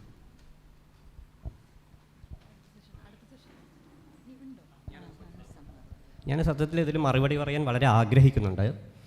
കാരണം എൻ്റെ ഓർമ്മ ശരിയാണെങ്കിൽ സ്പാനിഷ് ആഭ്യന്തര യുദ്ധകാലത്ത് നെരൂദ പറഞ്ഞത്, വരൂ ഈ തെരുവിലെ രക്തം കാണൂ എന്നാണ്. ഇതിലെവിടെയാണ് കവിത എന്ന് ചോദിക്കുന്നത് പോലെയാണ്. നമ്മൾ ഇത് ലൗഡാണോ സൂക്ഷ്മമാണോ എന്നൊന്നും അനലൈസ് ചെയ്യാൻ പറ്റില്ല. ബേസിക്കലി അതിൻ്റെ പ്രധാന കാര്യം, ഒരു പൊളിറ്റിക്കൽ പോയിറ്റിന് അത്യാവശ്യം വേണ്ട ഒരു ഗുണം ഔചിത്യമാണ്. കാരണം വെള്ളപ്പൊക്കത്തിൽ മനുഷ്യർ മുങ്ങി ചാവാൻ നിൽക്കുന്ന സമയത്ത് എൻ്റെ സഹോദരങ്ങളെ രക്ഷിക്കൂ എന്ന് അലറി വിളിക്കുകയാണ് കവി ചെയ്യേണ്ടത് എന്ന് വിശ്വസിക്കുന്നുണ്ട്. കാരണം അതിനൊരു ഔചിത്യമുണ്ട്, ഭാഷയ്ക്ക് ആ ഔചിത്യമുണ്ട്. പിന്നെ നമ്മൾ പൊളിറ്റിക്സ് പറയുമ്പോൾ എല്ലാവരും കരുതുന്നത് പോലെ, പ്രത്യേകിച്ച് ആധുനികതയിൽ സംഭവിച്ചതുപോലെ കണ്ടൻറ്റിൽ മാത്രമല്ല അത് സംസാരിക്കുന്നത് എന്നാണ് ഞാൻ പറഞ്ഞു വരുന്നത്. ഏറ്റവും പുതിയ കാലത്ത് അത് ഭാഷയിലെ ഫോമിലും അതേ ചേഞ്ച് കൊണ്ടുവരാനുള്ള നിരന്തര പരീക്ഷണങ്ങൾ നടക്കുന്നുണ്ട്. അതിൻ്റെ ഒരു ഉദാഹരണം ഞാനൊരു 4 വരി വായിക്കാം, അപ്പം നിങ്ങൾക്ക് മനസ്സിലാവും. സോ എൻ്റെ തന്നെ കവിതയാണ്. പെട്ടിമുടി എന്നാണ് കവിതയുടെ പേര്. ഹോളോകോസ്റ്റിന് ശേഷം എഴുത്തു നിർത്തിയ കവികളുടേതുപോലെ പേന പിടിച്ച കൈകൾ വിറച്ചു. പെട്ടിമുടി എന്നെഴുതിയപ്പോൾ മഷിയൊലിച്ച് അക്ഷരങ്ങൾ കടലാസിൽ പുതഞ്ഞുപോയി. ഇവിടെ ശ്രദ്ധിക്കേണ്ട ഒരു കാര്യമുണ്ട്. ഈ പെട്ടിമുടി എന്ന് എഴുതിയപ്പോൾ അക്ഷരങ്ങൾ മഷിയൊലിച്ച് അക്ഷരങ്ങൾ കടലാസിൽ പുതഞ്ഞുപോയി എന്ന് പറയുന്നത് കണ്ടൻറ്റിൻ്റെ തന്നെ ഒരു ഫോം രൂപപ്പെടുകയാണ്. അങ്ങനെയാണ് എനിക്ക് ഭാഷയെ പുതുക്കണം അല്ലെങ്കിൽ ഭാഷ പുതുങ്ങിക്കൊണ്ടിരിക്കുന്നു എന്ന് ഞാൻ പറയുന്നത്. അല്ലാതെ എനിക്കിതൊരു വിചിത്രമായി, ദുർഗ്രഹമായി, ദുരൂഹമായി എഴുതേണ്ട ഒന്നും അല്ലത്. കാരണം അതെനിക്ക് നേരിട്ട് നോക്കൂ, ആ കുന്നിടിഞ്ഞ് ആ മണ്ണിലേക്ക് അവർ താഴ്ന്നു പോകുന്ന പോലെയാണ് എൻ്റെ അക്ഷരങ്ങൾ ഒലിച്ചു പോകുന്നത് അല്ലെങ്കിൽ മുങ്ങിപ്പോകുന്നത് എന്നാണ് ഞാൻ എഴുതുന്നത്. അത് ഫോമിലാണ് അത് ചേഞ്ച് ചെയ്യപ്പെടുന്നത്. എനിക്ക് വേണമെങ്കിൽ ഒരു ഫെമിനിസ്റ്റ് പോയോ ട്രാൻസ്ജെൻഡർ പോയോ ഒക്കെ എനിക്ക് കണ്ടൻറ്റിൽ സുന്ദരമായി എഴുതാൻ കഴിയും. പക്ഷേ അതെപ്പോഴാണ് ഫോമിനെ പുതുക്കുന്നത്? അതിന് അനന്തമായ ജീവിതാവബോധം വേണം. രണ്ടാമത്തെ ഒരു കാര്യം, ഒരു പൊളിറ്റിക്കൽ പോയിറ്റ്സിന് വേണ്ടത് അടിസ്ഥാനപരമായി എൻ്റെ കവിത മൂവ് ചെയ്യുന്നത് കരുണയിൽ നിന്നാണ്. എനിക്ക് മനുഷ്യനോടുള്ള ജീവജാലങ്ങളോടുള്ള അഗാധമായ സ്നേഹത്തിൽ നിന്നാണ്. എനിക്കറിയാം ഒരാൾ പൊളിറ്റിക്കൽ പോയിറ്റായി തീരുമ്പോൾ ഒന്നുകിൽ കവിത കുറഞ്ഞു പോകും, അല്ലെങ്കിൽ പൊളിറ്റിക്സ് കുറഞ്ഞു പോകും കവിത കൂടുമ്പോൾ എന്നുള്ള വലിയൊരു സംഘർഷത്തിൽ നിന്ന്, ഇല്ലെങ്കിൽ മോരും മുതിരിയും കൂട്ടിച്ചേർക്കാൻ ശ്രമിക്കുന്നത് പോലെയാണ് ഒരു പൊളിറ്റിക്കൽ പോയിറ്റ് എഴുതിക്കൊണ്ടിരിക്കുന്നത്. കാരണം അങ്ങനെ നല്ല കാര്യങ്ങളൊന്നും നമുക്ക് കിട്ടില്ല പൊളിറ്റിക്കലി എഴുതുമ്പോൾ. എന്തിന്? ഗവൺമെൻറ് എന്നെപ്പോലുള്ള പൊളിറ്റിക്കൽ റൈറ്ററിന് എന്താണ് ഇവിടെ തന്നിട്ടുള്ളത്? എൻ്റെ പുസ്തകങ്ങൾ ഇവിടെ പബ്ലിഷ് ചെയ്യുന്നില്ല ആരും. മാഗസിൻസ് പബ്ലിഷ് ചെയ്യുന്നില്ല. സോ യെസ് ഓക്കെ, ഞാൻ പറഞ്ഞു നിർത്താം. എനിക്ക് ഗവൺമെൻറ് തന്നത് ഒരു IB ഓഫീസറിന് മാത്രമാണ്. പിന്നെയും ഞാൻ എന്തിനിത് എഴുതുന്നു? ബിക്കോസ് എനിക്ക് മനുഷ്യരോടും ഈ ജീവജാലങ്ങളോടുള്ള അഗാധമായ സ്നേഹമാണ്. അല്ലാതെ ഈ ഭാഷയൊക്കെ തനിയെ പുതുങ്ങും. ആദ്യം മനുഷ്യൻ പുതുങ്ങട്ടെ എന്ന് ഞാൻ പറഞ്ഞു ചുരുക്കുന്നു.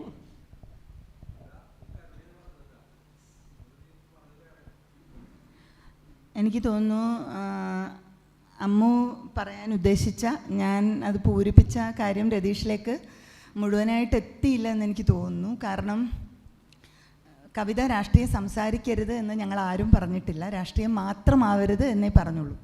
കാരണം രാഷ്ട്രീയം മാത്രം സംസാരിക്കാൻ നമുക്ക് വേറെ ധാരാളം വേദികളുണ്ട്. പക്ഷേ തീർച്ചയായിട്ടും നമുക്ക് രാഷ്ട്രീയ ബോധമില്ലാത്ത ഒരാൾക്ക് ഒരിക്കലും കവിയായി നിലനിൽക്കാൻ പറ്റില്ല. നമുക്ക് പ്രേമ കവിതകളോ റൊമാൻറ്റിക് പോയിട്രിയോ സബ്ജക്റ്റീവ് പോയിട്രി മാത്രം എഴുതി ഇപ്പം നമുക്ക് മലയാളത്തിൽ നല്ല ഒരു ഭാഷയിലും ലോകത്തിൽ നമുക്ക് ഒരു കവി എന്നുള്ള നിലയ്ക്ക് അഭിമാനത്തോടെ നിൽക്കാൻ സാധിക്കില്ല, ഉറപ്പാണ്.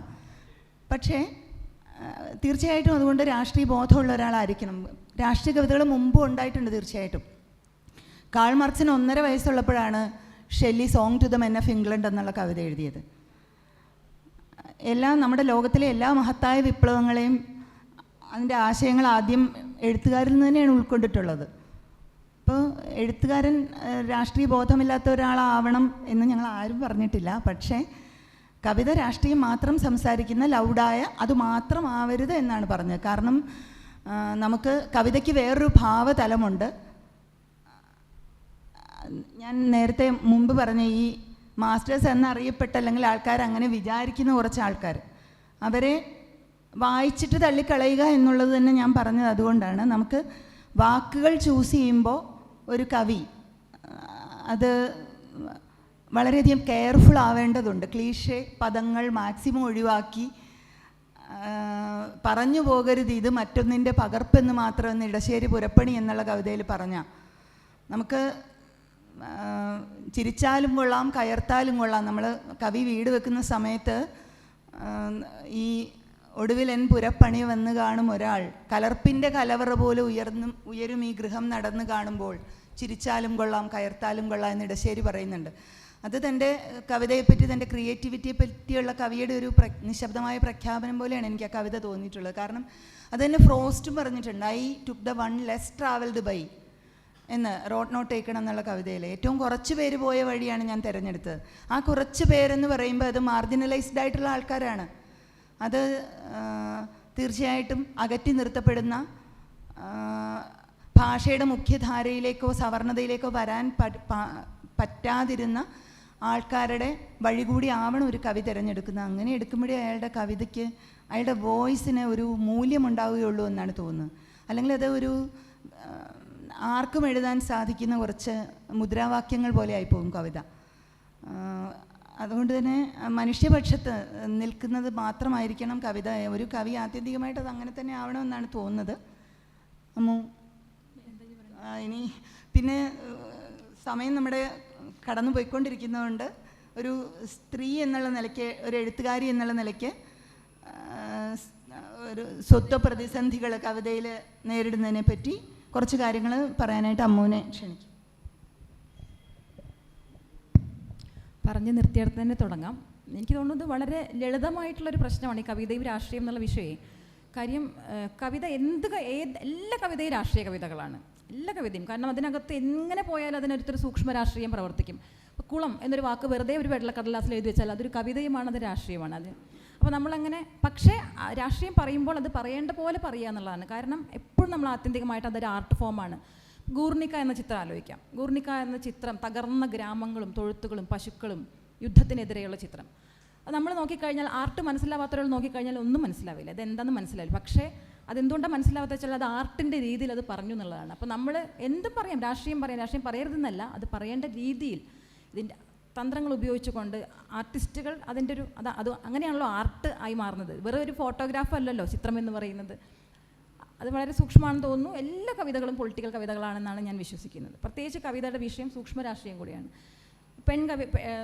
പെൺകവിതയുടെ വക്താവായിട്ട് ഞാൻ ഇവിടെ ഇരിക്കുമ്പോഴും ചില പ്രശ്നങ്ങളുണ്ട്. കാരണം എൻ്റെ ഈ പെൺമ എന്ന് പറയുന്നത് തന്നെ ഒരു സാമൂഹിക നിർമ്മിതിയാണ്. ഞാൻ പെണ്ണാണെന്ന് എനിക്കറിയില്ലായിരുന്നു കുട്ടിക്കാലത്ത്. വേറെ ആരൊക്കെ പറഞ്ഞിട്ടാണ് ഞാൻ പെണ്ണാണെന്ന് അറിഞ്ഞത്. കാരണം ഈ ഒരു പെൺകുട്ടിയാണെന്ന് വിചാരിക്കണില്ല. അവർ സ്വതന്ത്രയായിട്ട് മറ്റു ജന്തുക്കളെ പോലെ മൃഗങ്ങളെ പോലെയൊക്കെ സ്വതന്ത്രയായിട്ടൊരു ശലഭം പോലെയൊക്കെ ഇങ്ങനെ ജീവിക്കുമ്പോഴാണ് നീ പെണ്ണാണ് എന്ന് പറയുന്നത്. പെണ്ണാണെന്ന് പറയുന്നത് കൊണ്ട് മാത്രം പെണ്ണായി ജീവിക്കേണ്ടി വരുന്നു. മെല്ലെ നീ പെണ്ണ് മാത്രമാണെന്ന് പറയുന്നു. പിന്നെ സമൂഹം നമുക്ക് ഓരോരോ സംഗതികൾ വെച്ച് കെട്ടിത്തരുന്നു. അപ്പോൾ അതിനകത്ത് ഈ സാമൂഹ്യ നിർമ്മിതിക്കകത്ത് നമുക്ക് സ്ത്രീ എന്ന നിലയിൽ ആക്ട് ചെയ്യേണ്ടി വരുന്നു. പക്ഷേ ഈ എഴുത്തുകാരി എന്ന നിലയ്ക്ക് എൻ്റെ സ്വത്വം ശിഥിലമാകുമ്പോഴാണ് ഞാൻ എഴുതുന്നത്. ഞാൻ ചിലപ്പോൾ ഒരു സസ്യത്തിൻ്റെ കർത്തൃത്വത്തിൽ, ഒരു മൃഗത്തിൻ്റെ, ചെടിയുടെ, പുഴുവിൻ്റെ, പുല്ലിൻ്റെ, സൂര്യനൊക്കെ എൻ്റെ പ്രധാനപ്പെട്ട ഒരാളാണ്. സൂര്യൻ, കാറ്റ്, വെള്ളം, ഇതിൻ്റെയൊക്കെ ഒരു സ്വത്വം എന്നിലേക്ക് കയറി വരാറുണ്ടെന്ന് തോന്നുന്നു, വളരെ സ്വതന്ത്രമായിട്ട് ചിന്തിക്കുന്നതുകൊണ്ട്.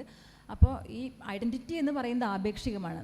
പലപ്പോഴും ഒരു മൊണോലിത്തിക് ആയിട്ടുള്ള ഒരു സ്ട്രക്ചർ ഐഡൻറ്റിറ്റിക്ക് ഉണ്ടെന്ന് ഞാൻ കരുതുന്നില്ല. എല്ലാം കൂടെ ഒരു ദിവസം തന്നെ നമ്മൾ എത്ര സ്വത്വങ്ങളായിട്ട് പകർന്നാടുന്നുണ്ട്. ഓരോ നിമിഷവും നമ്മുടെ സ്വത്ത് മാറിക്കൊണ്ടിരിക്കുകയാണ്. അവിടെ വരുമ്പോൾ തന്നെ ഈ ഐഡൻറ്റിറ്റി പൊളിറ്റിക്സ് അതും ചിതറിപ്പോൾ ആത്യന്തികമായി കലയുടെ സന്ദർഭത്തിലെങ്കിലും ഐഡൻറ്റിറ്റി പൊളിറ്റിക്സ് ചിതറുന്നൊരു സന്ദർഭമുണ്ട്. എല്ലാ സമയത്തും ഞാൻ അമ്മു ദീപ എന്ന കവിയല്ല. കാരണം ഞാൻ അമ്മയാണ്, ടീച്ചറാണ്.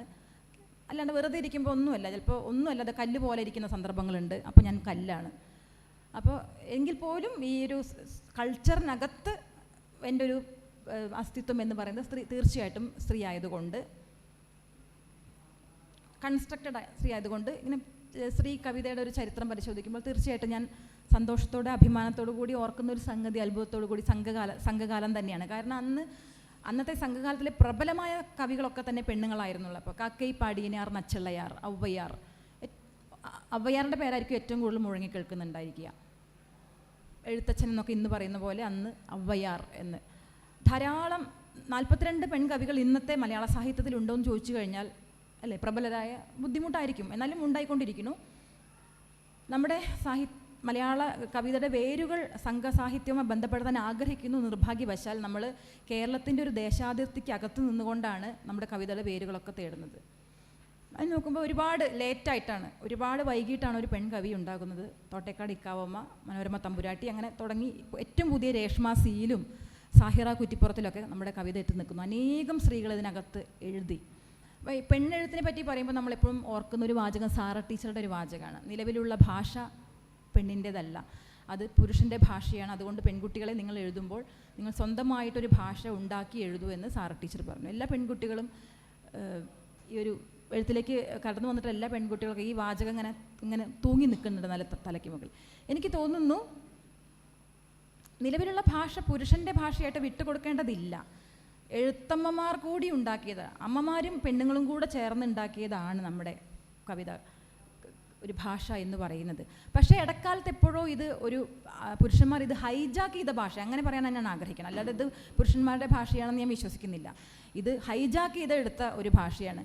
ചെറിയൊരു ഉദാഹരണം പറയുവാണെങ്കിൽ, നമ്മുടെ ദ്രാവിഡ ഭാഷയ്ക്കകത്ത് 2 പ്രത്യയങ്ങൾ പുരുഷനെ, നിലവിൽ ഇന്നത്തെ ഒരു സമകാലിക ഭാഷയിൽ പുരുഷനെ കുറിക്കാൻ ഉപയോഗിക്കുന്ന 2 പ്രത്യയങ്ങൾ. ഒന്ന് അൻ, മനുഷ്യൻ എന്ന വാക്കിലെ അൻ എന്ന പ്രത്യയം, പിന്നെ ആള് എന്ന് പറഞ്ഞാൽ നമുക്ക് ആണാണല്ലോ, അപ്പോൾ ആൾ എന്ന പ്രത്യയം. ഇത് രണ്ടും ദ്രാവിഡത്തിനകത്ത്, തമിഴകത്തിനകത്ത് പൊതുവായി ഉപയോഗിച്ചിരുന്ന ഒരു കാലഘട്ടം ഉണ്ടായിരുന്നു. പൊതുവായിട്ട് അൻ എന്ന മനുഷ്യൻ എന്ന് പറഞ്ഞാൽ അത് സ്ത്രീ കൂടിയാണ്.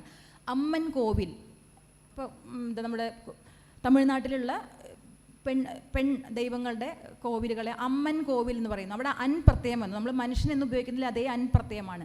ആണ്ടാൾ സ്ത്രീയാണ്, ആൾ പ്രത്യയം വന്നു. അപ്പോൾ ഇതൊക്കെ പൊതു പ്രത്യയങ്ങളായിട്ട് നമ്മളിങ്ങോട്ട് എടുക്കണം. അല്ലാണ്ട് ഇത് ഇടക്കാലത്ത് ഹൈജാക്ക് ചെയ്തെടുത്ത ഭാഷയിൽ ഉപയോഗിക്കുന്ന പോലെ ഇത് ഞാൻ തന്നെ, ഈ മനുഷ്യരിൽ ഞാനുണ്ടെന്ന് പെണ്ണുങ്ങൾ പറയണം. അപ്പോൾ ഇങ്ങനെ ഒരു ഇടക്കാലത്ത് ഹൈജാക്ക് ചെയ്ത ഭാഷയല്ല, അതിൻ്റെ തൊട്ട് മുമ്പിലുള്ള ഒരു ഭാഷയിൽ, ആ ഭാഷയിലാണ് പെണ്ണുങ്ങൾ എഴുതേണ്ടതെന്ന് തോന്നുന്നു. കുറേ പെൺകവിതയെ പറ്റി പറയുകയാണെങ്കിൽ ഒരുപാട് കാര്യങ്ങൾ, ഒന്നും വേണ്ട, സ്ത്രീകളുടെ ഒരു കവിതാ സമാഹാരങ്ങളുടെ പേരുകൾ തന്നെ എടുത്ത് തന്നെ മനസ്സിലാവും. അപ്പോൾ സാവിത്രി രാജീവൻ അല്ലേ, ഈ ഒരു പി രാമൻ്റെ ഒരു ലേഖനമുണ്ട്, ആധുനികത തൊട്ടു തീണ്ടാത്ത, പെണ്ണിനെ തൊട്ട് തീണ്ടാത്ത ആധുനികത. ആധുനിക കാലത്ത് നോക്കിക്കോ, ഏറ്റവും മോഡേണായ കാലഘട്ടമാണ്. പക്ഷേ 1-2 പെൺകവികളെ എഴുതുന്നുള്ളൂ, സാവിത്രി രാജീവനോ വിജയലക്ഷ്മി പോലെയൊക്കെയുള്ള സ്ത്രീകൾ. അതെന്തുകൊണ്ട് നമുക്ക് ചിന്തിക്കാവുന്നതാണ്. സാവിത്രി രാജീവൻ്റെ സമാഹാരത്തിൻ്റെ പേര് ചെരിവ് എന്നാണ്. ഈ ഒരു ആൺലോകത്തിലേക്ക് ഒരു സ്ത്രീ അവളുടെ ഒരു ചെരിഞ്ഞ് നോട്ടം. VM ഗിരിജയിലേക്ക് വരുമ്പോൾ വിജയലക്ഷ്മി ചേച്ചി മൃഗശിക്ഷകൻ എന്ന് ആണിനെ വിളിക്കുകയാണ്. ഒരു മൃഗത്തെ ഒരു ഉടമയാണ്. ഭാഗവതം എന്ന കവിതയും കരിപുരണ്ട കയ്യാൽ ഭാഗവതം മറച്ച് വായിക്കുന്ന പെണ്ണുങ്ങളെ പറ്റി വിജയലക്ഷ്മി ചേച്ചി എഴുതുന്നു. അവിടെ കോലായിൽ അവിടെ ഒറിജിനൽ ഭാഗവതം ഇരുന്ന് ഭർത്താവ് വായിക്കും. അപ്പോൾ അതിന് ആ ഭാഗവതത്തെ തന്നെ, അതിൻ്റെ ചരിത്രത്തെ റദ്ദ് ചെയ്യാണ് അവിടെ ചെയ്യുന്നത്. VM ഗിരിജയിലേക്ക് വരുമ്പോൾ പെണ്ണുങ്ങൾ കാണാത്ത പാതിരാ നേരങ്ങൾ, നമ്മുടെ അഭിലാഷങ്ങൾ, പെണ്ണുങ്ങൾ എന്തുകൊണ്ട് പാതിരാ നേരം കണ്ടില്ല, അങ്ങനെ വരുന്നു. പിന്നെ എനിക്ക് ഈ അനിതാ തമ്പിയിലേക്ക് വരുമ്പോൾ മുറ്റമടിക്കുമ്പോൾ എന്ന കവിതയുണ്ട്. മുറ്റമടിക്കാതിരിക്കുമ്പോൾ എന്നൊരു കവിത ധന്യ MD എഴുതി. മുറ്റമടിക്കുമ്പോൾ എന്ന് പറയുമ്പോൾ മുറ്റമടിക്കുന്ന സ്ത്രീയുടെ കാമനകളാണ്, കാപ്പി കുടിക്കാനൊക്കെയുള്ള കാമനകളാണ് അനിച്ചേച്ചി അവിടെ എഴുതുന്നത്. ധന്യ MDയിലേക്ക് വരുമ്പോൾ മുറ്റമടിക്കാതിരിക്കുമ്പോൾ എന്ന് വിജില എഴുതിയിട്ടുണ്ട്. മുറ്റമടിക്കുന്ന ആണിനെ പറ്റിയിട്ട് എഴുതിയിട്ടുണ്ട്. വിജയുടെ അടുത്ത 2 ആളുകളെ പറ്റിയിട്ട്, പങ്കാളികളെ പറ്റി പറയുന്നത്, ഒരാൾ മുറ്റമടിക്കാതിരുന്ന എന്നാൽ ഭയങ്കര ഫെമിനിസ്റ്റ് ആയിട്ടുള്ള ഒരു ആളും. അതാണ് അവിടെയാണ് അതുകൊണ്ടാണ് ഇസങ്ങൾ വിശ്വസിക്കരുതെന്ന് പറയുന്നത്. ഭയങ്കര ഫെമിനിസ്റ്റ് ആയിട്ട് എന്നാൽ വിജി ചായ എടുത്ത് കൊണ്ടുപോവാ എന്ന് പറയുന്ന ഒരാളും ഒട്ടും ഫെമിനിസ്റ്റ് അല്ലാത്ത, ഇപ്പോൾ നേരത്തെ പറഞ്ഞ ഒരു മനുഷ്യൻ എന്ന നിലയ്ക്ക് ജീവിക്കുന്ന ഒരാൾ രാവിലെ എണീറ്റ് മുറ്റമടിക്കുന്നു എന്നും പറയുന്നു. അപ്പോൾ നമുക്ക് ഈ പൊളിറ്റിക്സ് പറയുന്ന പുരുഷനെ വിശ്വസിക്കണോ? എനിക്ക് അങ്ങനെ വിശ്വാസം വരുന്നില്ല. അങ്ങനെ ഇസങ്ങൾ പറഞ്ഞുകൊണ്ടോ പൊളിറ്റിക്സ് വരുന്നതുകൊണ്ടോ ഒരാണ് ഫെമിനിസ്റ്റ് എന്ന് പറഞ്ഞാൽ വിശ്വസിക്കുന്നില്ല. ഒന്നും വേണ്ട, ഫെമിനിസ്റ്റ് ആവേണ്ട കാര്യമില്ല. ജസ്റ്റ് നമ്മൾ അതൊരു സന്ദർഭത്തിൽ നമ്മൾ അതിനോട് പ്രതികരിക്കുക എന്ന് മാത്രമേ എനിക്ക് തോന്നുന്നുള്ളൂ. അപ്പോൾ അങ്ങനെ ഒരുപാടുണ്ട്. ഇപ്പോൾ ആര്യാമ്പിക നമ്മൾ ഒരു വേദിയിലും കാണാറില്ല. ആര്യാമ്പിക മലയാളത്തിലെ വളരെ നല്ല കവിയായിട്ടാണ് മനസ്സിലാക്കുന്നത്. ഒരുപാട് ഇഷ്ടമുള്ള കവിയാണ് ആര്യാമ്പികയുടെ. അവൾ കുടുംബത്തിനകത്ത് സ്വസ്ഥമായിട്ടിരിക്കുന്ന, ആര്യാമ്പികയുടെ സ്വസ്ഥത അതാണെങ്കിൽ അവൾ അങ്ങനെ ഇരിക്കട്ടെ. ആര്യമ്പികയ്ക്ക് പുറത്ത് വരാൻ ഇഷ്ടമില്ലെങ്കിൽ ആര്യാമ്പിക അവിടെ ഇരിക്കട്ടെ എന്ന് വെച്ചാൽ ആര്യാമ്പിക ഫെമിനിസ്റ്റ് അല്ലെന്ന് നമ്മൾ പറയാൻ പാടില്ല. ആര്യാമ്പികയുടെ കവിതയുടെ പേര് തോന്നിയ പോലൊരു പുഴയാണ്. പുഴയ്ക്ക് എങ്ങനെ വേണമെങ്കിലും ഒഴുകാൻ പറ്റും. തോന്നിയതുപോലെ ഒഴുകാണ് ആര്യാമ്പിക അതിനകത്തിരുന്നു കൊണ്ട്. കവിത എങ്ങോട്ട് എന്നാണ് നമ്മുടെ വിഷയം. കവിത ആ ചോദ്യത്തിൻ്റെ ഒരു കുഴപ്പം എന്ന് പറഞ്ഞാൽ കവിത എങ്ങോട്ടെങ്കിലും പോയേ തീരൂ എന്നൊരു തീർപ്പ് അതിനകത്തുണ്ട്. കവിത എങ്ങോട്ടും പോകേണ്ട ആവശ്യമില്ല. അതിന് വേണമെങ്കിൽ ഒരു നിശ്ചലമായ ഒരു സമയ ബിന്ദുവിലിരുന്നു കൊണ്ട് അതിന് എന്താ പറയുക പെരുകിക്കൊണ്ടേ ഇരിക്കാൻ പറ്റും. അങ്ങനെ ആര്യാമ്പികയുടെ കവിതയുടെ പേര് തോന്നിയ പോലെ ഒഴിവ്. രേഷ്മാസിയുടെ കവിതയുടെ പേര് ബോർഡർ ലൈൻ. ബോർഡർ ലൈൻ എന്ന് പേര് നമുക്ക് എന്താണിത്? അപ്പോൾ അത് ഒരു പ്രത്യേകതരം മാനസിക ഒരു മനോനിലയാണത്. അപ്പോൾ ഒരു സ്ത്രീ തൻ്റെ ഭ്രാന്തിനെ കൂടി വളരെ സൂക്ഷ്മമായ ഇങ്ങനെ സർവമായിട്ടുള്ള ഒരുപാട് പേരുകൾ എനിക്ക് പറയണമെന്ന് ആഗ്രഹമുണ്ട്. ഇതൊക്കെ ഇപ്പോൾ എൻ്റെ കവിതയുടെ പേര്, അപ്പോൾ ഇതിലൊന്നും പെടാത്തൊരു പേരാണ് എൻ്റെ കവിത സമാഹാരം കരിങ്കുട്ടി എന്നാണ്. അപ്പോൾ ഈ കരിങ്കുട്ടി എന്ന് പറയുമ്പോൾ കുറേ വിമർശനങ്ങൾ കേട്ടിട്ടുള്ളൊരു പേരാണ് കരിങ്കുട്ടി. പക്ഷേ അത് ഈ കരിങ്കുട്ടി ഒരു പ്രീ ഹിന്ദു പീരീഡിലെ ഒരു ഹൈന്ദവതയും അതിൻ്റെ ഒരു അല്ലേ ഒരു ഹിന്ദുത്വം ഇങ്ങനെ പിന്നെ മുഴങ്ങിക്കൊണ്ടിരിക്കുന്ന കാലഘട്ടത്തിൽ നമുക്ക് വേണമെങ്കിൽ ഒരു രാമനെ വേണമെങ്കിൽ കരിങ്കുട്ടിയെ കൊണ്ട് തടുക്കാൻ പറ്റുമോ നോക്കാമല്ലോ. അല്ല, ഒരു പ്രീ ഹിന്ദു പീരീഡിലെ എൻ്റെ കവിതയ്ക്കകത്ത് നിറയെ വരുന്നത് ഫോക്ക്ലോറാണ്. ഫോക്ക്ലോറിന് മാത്രമേ ഈ രാമൻ എന്ന ഏക ബിംബത്തെ നമുക്ക് തടുക്കാൻ കഴിയുമെന്ന് തന്നെയാണ് വിശ്വസിക്കുന്നത്. ഞാൻ രാമനെ തടുക്കാൻ വേണ്ടി കരിങ്കുട്ടി ഉപയോഗിക്കുന്നു എന്നൊന്നും പറയേണ്ട കാര്യമില്ല. അതവിടെ കിടന്നിങ്ങനെ പ്രതികരിച്ചു കൊണ്ടിരിക്കും. ഇപ്പം അതാണ് പെൺകവിതയെ പറ്റിയിട്ട് പറയാൻ അങ്ങനെ തോന്നുന്നു. ഇങ്ങനെ പല കാര്യങ്ങൾ തോന്നുന്നു. രാഷ്ട്രീയ കവിതയായിട്ടും പെൺകവിതയായിട്ടും പല രൂപത്തിൽ സ്വത്വ സംഘർഷങ്ങളിലൂടെ നമ്മുടെ കവിത വളർന്നുകൊണ്ടിരിക്കുകയാണ്. അമ്മ പറഞ്ഞതുപോലെ ഒരു ബിന്ദുവിൽ തന്നെ ഇരുന്ന് സ്വയം പെരുകിക്കൊണ്ടിരിക്കുകയാണ്. മാധവക്കുട്ടി പറഞ്ഞിട്ടുണ്ട്, പ്രണയത്തെക്കുറിച്ചാണ് പറഞ്ഞത്. ഓരോ നിമിഷവും പെരുകിക്കൊണ്ടിരിക്കുന്ന ക്യാൻസർ സെല്ലുകളെ പോലെയാണ് എനിക്ക് നിന്നോടുള്ള പ്രണയമെന്ന് മാധവക്കുട്ടി പറഞ്ഞിട്ടുണ്ട്. അതുപോലെ സ്വയം വളരാനും സ്വയം വിഭജിച്ച് വലുതാവാനും ഒക്കെ സാധ്യതയുള്ള ഒരു സ്പേസ് എപ്പോഴും കവിതയുടെ ഉള്ളിലുണ്ട്. അപ്പോൾ ഓരോ കവിയും അത് എങ്ങനെ സക്സസ്ഫുള്ളായിട്ട് ഉപയോഗിക്കുന്നു എന്നുള്ളതിൽ കൂടിയാണ് കവിത എങ്ങോട്ട് എന്നുള്ള ചോദ്യത്തെ നമ്മൾ അഭിമുഖീകരിക്കേണ്ടത് തീർച്ചയായിട്ടും. അപ്പോൾ അത്തരം സ്വത്വ സംഘർഷങ്ങളിലൂടെയാണ് തീർച്ചയായിട്ടും രതീഷും ആദി ദുർഗ പ്രസാദും വിജലയും ഉൾപ്പെടുന്ന നമ്മുടെ എല്ലാ കവികളും കടന്നു പോയിക്കൊണ്ടിരിക്കുന്നത്. അപ്പോൾ ആദിയെ അത്തരം സ്വത്വ സംഘർഷങ്ങളെക്കുറിച്ച് എഴുത്തിനെക്കുറിച്ച് എഴുത്തിൻ്റെ മുന്നോട്ടുള്ള യാത്രയെക്കുറിച്ച് പറയാനായിട്ട് ആദിയെ ക്ഷണിക്കുന്നു. ഇപ്പോൾ നമ്മൾ സംസാരിച്ച അമ്മു ചേച്ചി പറഞ്ഞതിൻ്റെ തുടർച്ചയിലായിരിക്കും രണ്ട് കാര്യങ്ങൾ. ഒന്ന്, സ്വത്വത്തിൻ്റെ ഒരു വഴക്കത്തിനെ കുറിച്ചാണ്. അത് വളരെ ഇലാസ്തിക സ്വഭാവമുള്ള ഒന്നാണ്, അത് സ്ഥിരമല്ല, അതിങ്ങനെ ചലനാത്മകമായിട്ടുള്ള ഒന്നാണ്. അതുകൊണ്ട് തന്നെ ഞാൻ ഏതെങ്കിലും ഒരു പ്രത്യേക ഗ്രൂപ്പിൻ്റെ വക്താവാകുന്ന അതേസമയം മറ്റ് പല തരത്തിലുള്ള ജീവിതം ജീവിക്കുന്ന ഒരു വ്യക്തി കൂടിയാണ്. ഈ സ്വത്വത്തിൻ്റെയൊക്കെ ഒരു ഉപയോഗം എന്ന് പറഞ്ഞാൽ വളരെ താൽക്കാലികമാണെന്ന് മനസ്സിലാക്കേണ്ടതുണ്ട്. ഇപ്പോൾ ഏറ്റവും വലിയ ആശങ്ക എന്ന് പറഞ്ഞാൽ കവിതയോ സാഹിത്യമോ ഒക്കെ ചിതറുന്നതിനെ കുറിച്ചാണ്. ഒരു ഏകരൂപത്തിൽ നിന്നുള്ള മനുഷ്യ സങ്കല്പത്തിൽ നിന്ന് അതിന് വലിയ തോതിലുള്ള സാർവത്രിക ഉണ്ടെന്നൊക്കെയാണ് നമ്മൾ കരുതപ്പെടുന്നത്. അതിൽ നിന്നുള്ള ചെതറൽ സംഭവിക്കുന്നു, അത് വലിയ വിഘടന സ്വഭാവമുള്ളതാണ് എന്ന രീതിയിലുള്ള ആക്ഷേപമൊക്കെ വലിയ തോതിൽ ഉണ്ടാവുന്നുണ്ട്. പക്ഷേ ഞാൻ മനസ്സിലാക്കുന്നത്, ഞാനും കരുതുന്നൊരു കാര്യം എന്ന് വെച്ചാൽ ലേബലുകൾക്ക് പുറത്താണ് എപ്പോഴും സ്വാതന്ത്ര്യം ഇരിക്കുന്നത്. ലേബലുകൾ, ഇങ്ങനത്തെ കള്ളികൾ, കോളങ്ങളൊക്കെ നമ്മൾ അങ്ങേയറ്റം പരിമിതപ്പെടുത്താൻ വേണ്ടി ഉദ്ദേശിച്ചിട്ടാണ് നിർമ്മിക്കപ്പെട്ടിരിക്കുന്നത്. പക്ഷേ നിലവിലുള്ളൊരു രാഷ്ട്രീയ സാഹചര്യത്തിനകത്ത് സ്ത്രീ എന്നും പുരുഷനെന്നും ഇതല്ലാത്തത് എന്നൊക്കെ ശരീരത്തിനെ നമുക്ക് ഡിവൈഡ് ചെയ്യേണ്ട, വേർതിരിക്കേണ്ട ആവശ്യമുണ്ട്.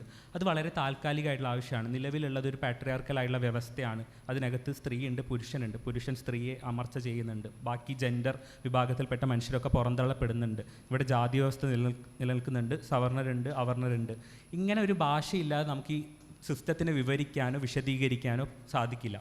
അപ്പം ഈ മട്ടിൽ സ്വത്വം എന്ന് പറയുന്നത് വളരെ സ്ട്രാറ്റജിക് ആയിട്ടുള്ളൊരു നീക്കമാണ്, വളരെ തന്ത്രപരമായിട്ടുള്ളൊരു നീക്കമാണ് എന്നാണ് ആദ്യമേ എനിക്ക് പറയാനുള്ളൊരു കാര്യം.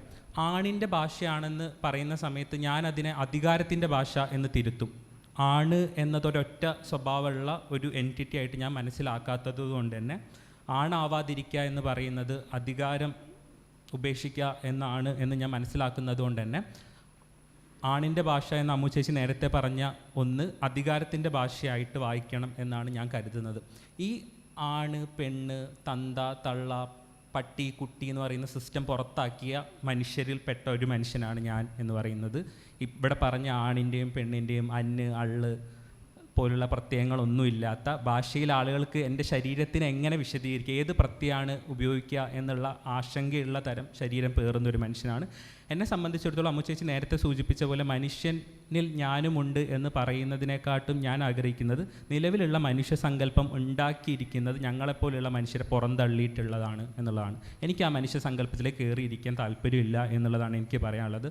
പ്രത്യേകിച്ചും ഏഞ്ചല ഡേവിസിനെ പോലെയുള്ള പ്രധാനപ്പെട്ട അനിഹിലേറ്റിംഗ് സ്വഭാവമുള്ള പൊളിറ്റിക്സ് പറയുന്ന ഫെമിനിസ്റ്റുകൾ പറയുന്ന ഒരു പ്രധാനപ്പെട്ട കാര്യം, പൊതുവെ നമ്മൾ ഏറ്റവും കൂടുതൽ വാദിക്കുന്നത് ഇക്വാലിറ്റീനെയും ഇൻക്ലൂഷനെയൊക്കെ കുറിച്ചാണല്ലോ. അപ്പോൾ ഞങ്ങൾക്ക് ഇൻക്ലൂഷൻ വേണ്ട, ഇക്വാലിറ്റിയും വേണ്ട. കാരണം ഈക്വൽ ആവാൻ നിങ്ങൾ ക്ഷണിക്കുന്നത് ആരുടെ കൂടെ ഈക്വൽ ആവാനാണ്? ഈ ആണുങ്ങളുടെ കൂടെയോ?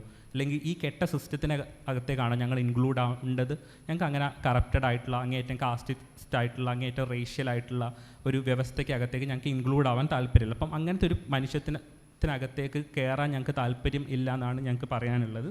അപ്പം എന്നെ സംബന്ധിച്ചിടത്തോളം ഞാൻ പ്രതിനിധീകരിക്കുന്ന ഒരു സാഹിത്യം, ഇപ്പം മുന്നേ സൂചിപ്പിച്ച പോലെ ഒരുപാട് സംഘ സാഹിത്യത്തിലുള്ള വലിയ പാരമ്പര്യങ്ങൾ, അല്ലെങ്കിൽ എഴുത്തച്ഛനെ പോലെയുള്ള വലിയ തോതിലുള്ള പിതൃബിംബങ്ങൾ, ഇതൊന്നും ഇല്ലാത്ത 2000-ങ്ങൾക്ക് ശേഷം, 2010-കൾക്ക് ശേഷം മാത്രമാണ് മലയാളത്തിലൊരു ട്രാൻസ്ജെൻഡർ കവിയത്രി ഉണ്ടാവുന്നത്. അവരെ കവിയെന്നാണോ കവിയത്രി എന്നാണോ എഴുത്താളെന്നാണോ എന്ന് വിശേഷിപ്പിക്കേണ്ടതെന്ന് പോലും ഭാഷയ്ക്ക് വലിയ ആശങ്കയുണ്ട്. അപ്പം ഇതിന് മുന്നേയും ഇത്തരത്തിലുള്ള മനുഷ്യരുണ്ടായിരുന്നു. പക്ഷേ ഞാൻ നേരത്തെ സൂചിപ്പിച്ച പോലെ തന്നെ കവിത എഴുതുക, സാഹിത്യം ചെയ്യുക, കല ചെയ്യുക എന്നൊക്കെ പറയുന്ന പണി ആർക്കാണ് സാധ്യമായത് എന്ന ചോദ്യത്തിനെ കൂടി നേരിട്ടാൽ മാത്രമേ ഈ മനുഷ്യരുടെ അദൃശ്യതയെ നമുക്ക് നേരിടാൻ വേണ്ടി പറ്റൂ. എൻ്റെ മനുഷ്യരാരും ഡോക്ടറോ എൻജിനീയറോ കവിയോ കലാകാരോ ഒന്നും ആയിട്ടില്ല. അവർക്ക് ഒരു നാട്ടിൻ പുറത്തുള്ള ഒരു തട്ടുകട നടത്താൻ പോലും കഴിയാത്ത സ്ഥിതി ഉണ്ടായിരുന്നു. അവർ ആൾക്കൂട്ടം തല്ലിക്കൊന്ന മനുഷ്യരാണ്. അവർ കവിതയൊന്നും എഴുതിയിട്ടില്ല. അപ്പം ഞാൻ മനസ്സിലാക്കുന്ന നിലവിൽ ഇപ്പം ഈ കവിത ഇങ്ങനെ എങ്ങോട്ടേക്കാണ്, മുന്നോട്ടാണോ പിന്നോട്ടാണോ എന്ന് പറഞ്ഞ ചോദ്യത്തെ നേരിടുന്ന സമയത്ത് അമ്മുച്ചേച്ചി പറയേണ്ടത് അത് അരികുകളിലേക്കാണ്, വശങ്ങളിലേക്കാണ്, അല്ലെങ്കിൽ അത് നിന്ന സ്ഥലത്ത് തന്നെ പെരുകിക്കൊണ്ടേ ഇരിക്കുകയാണെന്ന്. അപ്പം നമ്മളെപ്പോലുള്ള മനുഷ്യർ ഇപ്പം മാത്രമാണ് ഒരു ടോക്കൺ പോലെയെങ്കിലും ഇങ്ങനത്തെ വേദികളിലേക്ക് ക്ഷണിക്കപ്പെടുന്നത്, നമുക്ക് ഈ ദൃശ്യത കിട്ടുന്നത്, നമ്മളെ കേൾക്കാൻ മനുഷ്യന്മാരുണ്ടാവുന്നത്. അതൊക്കെയും ഈ ദൃശ്യത, രതീഷ് നേരത്തെ പറഞ്ഞ പോലെ ദൃശ്യത ഒരു കെണി കൂടിയാണ്. ദൃശ്യത എല്ലായ്പ്പോഴും ഈ കമ്പോളത്തിൻ്റെ, ആളുകളുടെ കൗതുകത്തിൻ്റെ, ആളുകൾക്ക് ഇതെന്താണ് എന്നറിയാനുള്ള താല്പര്യത്തിൻ്റെ ഒക്കെ പുറത്തുകൂടി രൂപപ്പെടുന്നൊരു ദൃശ്യതയാണ്. അപ്പോൾ ഞാൻ മനസ്സിലാക്കുന്ന എൻ്റെ തന്നെ ദൃശ്യതയെ നിരന്തരം പ്രശ്നവൽക്കരിച്ചുകൊണ്ടും എനിക്ക് കിട്ടുന്ന വേദികളെ, അല്ലെങ്കിൽ എന്നെ കേൾക്കുന്ന മനുഷ്യരെ, ഇവരുടെ ആലോചനകളൊക്കെ നിരന്തരം പ്രശ്നവൽക്കരിച്ചുകൊണ്ടാണ് ഞാൻ നിരന്തരം മുന്നേറിക്കൊണ്ടിരിക്കുന്നത്. ഞാൻ ഈ നേരത്തെ സൂചിപ്പിച്ച പോലെ തന്നെ ക്യൂർ സാഹിത്യം എന്നോ ട്രാൻസ് സാഹിത്യം എന്നോ പറയുന്ന ഒന്നിൽ വിശ്വസിക്കുന്നില്ല. മറിച്ച് അതിൻ്റെ പരിധികളെ, അതിൻ്റെ അതിരുകളെ, അതിൻ്റെ അരുതുകളെയൊക്കെ നിരന്തരം വെല്ലുവിളിക്കുന്ന, അതിനെ പുതുക്കിക്കൊണ്ടിരിക്കുന്ന ഒന്നിനെയാണ് ഞാൻ ക്യൂർ സാഹിത്യം എന്നോ ട്രാൻസ് സാഹിത്യം എന്നോ എന്ന് വിളിക്കാൻ ആഗ്രഹിക്കുന്നത്. അത് വളരെ താൽക്കാലികമായിട്ടുള്ള ഉപയോഗം മാത്രം ഉള്ള ഒന്നാണ്. നേരത്തെ അമ്മുച്ചേച്ചി സൂചിപ്പിച്ച പോലെ ആണും പെണ്ണും, മൂന്നാമത്തെ ഒരു പുതിയ കള്ളി ഉണ്ടാക്കുക, നാലാമത്തെ പുതിയൊരു കോളം ഉണ്ടാക്കുക എന്നതിനെക്കാട്ടും കൂടുതൽ ആണ് പെണ്ണ് എന്ന് പറയുന്ന 2 കോളത്തിനെ തന്നെ അപ്പാടെ തകർക്കുക എന്നുള്ളൊരു പണിയാണ് ഏറ്റെടുക്കേണ്ടതെന്ന് ഞാൻ കരുതുന്നു. അത് വളരെ അസാധ്യമെന്ന് തോന്നാവുന്ന, ഒരിക്കലും സാധ്യം ആവില്ല എന്ന് തോന്നാവുന്ന ഒരു ഭാവനയാണെങ്കിൽ കൂടി അങ്ങനത്തെ ഒരു രാഷ്ട്രീയ ഭാവന പ്രധാനമാണ്. അംബേദ്കർ അങ്ങനെയാണ് ഒരു രാഷ്ട്രീയ ഭാവന പിടിച്ചാണ് ജീവിച്ചത്. ജാതി ഉന്മൂലനം ചെയ്യപ്പെടുന്നു. മാർക്സിന് അങ്ങനെ ഒരു രാഷ്ട്രീയ ഭാവന ഉണ്ടായിരുന്നു, വർഗരഹിത സമൂഹം ഉണ്ടാവുന്നു. അതുപോലെ തന്നെ ആണും പെണ്ണും ഇല്ലാത്തൊരു ലോകം സ്വപ്നം കണ്ടാണ് ഞാൻ നിരന്തരം എഴുതിക്കൊണ്ടിരിക്കുന്നത്. ഒരു കൊട്ടേഷൻ കൂടി പറഞ്ഞു നിർത്താം. ഫ്രെഡറിക് ജെയിംസ് എന്ന് പറയുന്ന വളരെ വിഖ്യാതനായ ഈ അടുത്ത് മരിച്ച ഒരു മാർക്സിസ്റ്റ് പറയുന്ന ഒരു കാര്യമുണ്ട്. നിങ്ങൾക്ക് ലോകം അവസാനിക്കും എന്ന് നിങ്ങൾക്ക് ഭാവന ചെയ്യാൻ ഭയങ്കര എളുപ്പമാണ്. ലോകാവസാനം എന്തായാലും 2018 എന്ന് പറഞ്ഞ സിനിമയൊക്കെ, 2012 എന്ന് പറഞ്ഞ സിനിമയൊക്കെ ഇറങ്ങി ലോകം അവസാനിക്കുന്നതിനെക്കുറിച്ച്. പക്ഷെ മുതലാളിത്തം അവസാനിക്കും എന്ന് വിശ്വസിക്കാൻ നമുക്ക് ഭയങ്കര ബുദ്ധിമുട്ടാണ്. അത് നമ്മുടെ ഭാവനയുടെ പരിമിതിയാണ്, നമ്മുടെ ഭാവനയുടെ പരിധിയാണ്.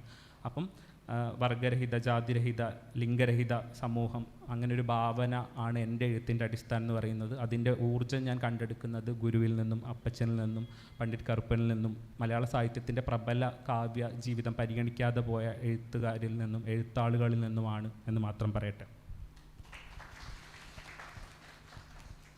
ആദി വളരെ വ്യക്തമായിട്ട് തൻ്റെ സ്വത്വബോധത്തെക്കുറിച്ച് വളരെ അഭിമാനത്തോടെ സംസാരിച്ചു. സന്തോഷം. ഇനി രതീഷിനെ ക്ഷണിക്കും. Thank you. ഞാൻ ആദ്യം തന്നെ പറയട്ടെ, ഏറ്റവും ദുരന്ത മുഖത്ത് നിന്ന് എസ്തറ്റിക്കൽ പോയിട്രി എഴുതുന്നതും അതിനുവേണ്ടി വാദിക്കുന്നതും നീറോ ചക്രവർത്തി വീണ വായിക്കുന്നത് പോലെയാണ് എന്ന് വിശ്വസിക്കുന്ന ഒരാളാണ് ഞാൻ. കാരണം നമുക്ക് ചുറ്റിലും അത്രയും അപകടം പിടിച്ച യുദ്ധങ്ങളും 68,000 പേരൊക്കെയാണ് കൊന്ന് തള്ളിക്കൊണ്ടിരിക്കുന്നത് ഗാസയിലൊക്കെ. ഈ സമയത്ത് പോയിട്രി എസ്തറ്റിക്കലായി മാത്രം നിൽക്കണം എന്ന് പറയുന്നത്, ഞാൻ വീണ്ടും ആവർത്തിക്കുന്നു, അത് നീറോ ചക്രവർത്തിയുടെ വീണ വായിക്കൽ പോലെയാണെന്ന് ഞാൻ വിശ്വസിക്കുന്നു. രണ്ടാമത്തെ ഒരു കാര്യം, ഞാനിവിടെ ഇരിക്കുന്നത് ആര് റെപ്രസെൻ്റ് ചെയ്യുന്നു എന്നുള്ളത് വലിയൊരു ചോദ്യമാണ്. I am not transgender, feminist, Dalit ഒന്നുമല്ല ഞാൻ. പക്ഷെ ഞാൻ പ്രതിനിധീകരിക്കുന്നത് അസംഘടിതരായ പാർശ്വവൽകൃതരെയാണ്.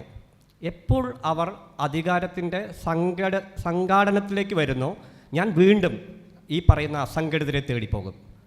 കാരണം ഞാൻ ഉദാഹരണം പറഞ്ഞപ്പോൾ ഗാസയിലെ കുട്ടികൾ അവർ അസംഘടിതരാണ്, അവർക്ക് വേണ്ടിയാണ് ഞാൻ സംസാരിക്കുന്നത്. ഞാൻ നമ്മളിപ്പോൾ വീട് മാറ്റം പറഞ്ഞൊരു കവിതയിൽ ഞാൻ പ്രേതങ്ങൾക്ക് വേണ്ടിയാണ് സംസാരിക്കുന്നത്, കാരണം അവർ അസംഘടിതരാണ്. സോ ഇത്രമാത്രം ഞാൻ പറയുന്നു. Thank you.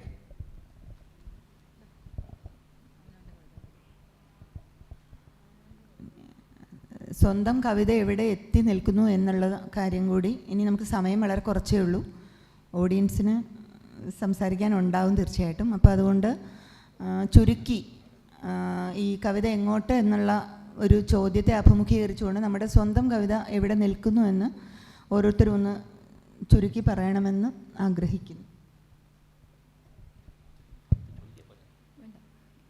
ഈ കവിതയെപ്പറ്റി കവിത സൂക്ഷ്മത്തെ കൈകാര്യം ചെയ്യുന്ന ഒന്നായിട്ടാണ് ഞാൻ മനസ്സിലാക്കുന്നത്. അപ്പം കവിതയുടെ സന്ദർഭത്തിൽ ഇപ്പോഴും ഞാൻ ആലോചിക്കുന്ന ഒരു സംഗതി, എനിക്കുണ്ടായിട്ടുള്ളൊരു എൻലൈറ്റ്മെൻറ്റ്, അത് ഒരു പ്രത്യേക 5ാം ക്ലാസ് പഠിക്കുന്ന സമയത്ത് എൻ്റെ സയൻസ് ടീച്ചർ ഒരു ഉള്ളിയുടെ തോലുമായിട്ട് ക്ലാസ്സിലേക്ക് വരുന്നു. മൈക്രോസ്കോപ്പ് കയ്യിലുണ്ട്. 5ാം ക്ലാസ് വരെയുള്ള നമ്മുടെ ലോകബോധം എന്ന് പറഞ്ഞു കഴിഞ്ഞാൽ അതിന് പരിമിതികളുണ്ടല്ലോ. ഉള്ളിയുടെ തോലുമായിട്ട് വരുന്നു. ഉള്ളിത്തോല് മൈക്രോസ്കോപ്പിൻ്റെ അടിയിൽ വെച്ചിട്ട് ഓരോരോ കുട്ടികളായിട്ട് വന്ന് നോക്കാൻ പറയുന്നു. ഞാനും പോയി നോക്കുന്നു. നമ്മൾ കാണുന്ന ദൃശ്യം എന്ന് പറയുന്നത് ഇഷ്ടിക അടുക്കിയത് പോലെ ഭയങ്കര ഇങ്ങനെയുള്ള കോശങ്ങളാണ്. അപ്പോൾ എനിക്കത് ഭയങ്കരമായിട്ട് ഞാൻ അത്ഭുതപ്പെടുത്തി. എന്താ പറയുക, എൻ്റെ സങ്കല്പങ്ങൾക്കെല്ലാം പുറത്ത് ഇത്രയും ഈ സൂക്ഷ്മം എന്ന് പറയുന്നത് സൂക്ഷ്മമല്ലെന്നും അത് സ്ഥൂലമാണെന്നും പിന്നെയും സൂം ചെയ്യുമ്പോൾ അതിങ്ങനെ അപ്പോൾ ഈ ഒരു ദൃശ്യം എൻ്റെ മൊത്തം ജീവിതത്തെ ബാധിച്ചിട്ടുണ്ട്. നമ്മൾ ഈ കാണുന്ന കാഴ്ചകളൊന്നുമല്ല കാഴ്ചകൾ, അത് മറ്റൊരു തരത്തിൽ നോക്കിക്കാണാനുള്ള ഒരു തരത്തിലുള്ള കവിതയിലേക്ക് വരെ നോക്കിപ്പോയത് ഈ ഒരു സയൻസ് ക്ലാസ് ആണെന്ന് എനിക്ക് പറയേണ്ടി വരും. ECG സുദർശൻ നേരെ തിരിച്ചു പറഞ്ഞിട്ടുണ്ട്. എൻ്റെ മലയാളം ക്ലാസ്സുകളാണ് എന്നെ ഫിസിക്സിലെ കണ്ടുപിടുത്തങ്ങളിലേക്ക് നയിച്ചെന്ന് ECG സുദർശൻ പറഞ്ഞിട്ടുണ്ട്. ഞാൻ നേരെ തിരിച്ചാണ്, എൻ്റെ സയൻസ് ക്ലാസ്സുകൾ എന്നെ മലയാള കവിതയിലേക്ക് നയിച്ചു എന്ന് പറയേണ്ടി വരും. പിന്നെ വേറൊരു കാര്യം, സ്വന്തം കവിത എവിടത്തി നിൽക്കുന്നു എന്ന് സത്യം പറഞ്ഞാൽ അറിയില്ല. അത് അവനവൻ്റെ കവിത എവിടത്തി നിൽക്കുന്നു എന്നുള്ളത് വേറെ ആളാണ് പറയേണ്ടത്. അപ്പോൾ അതിന് പരിമിതികളും ഒരു ചമ്മലും ഒക്കെ ഉണ്ടായിരിക്കും തീർച്ചയായിട്ടും.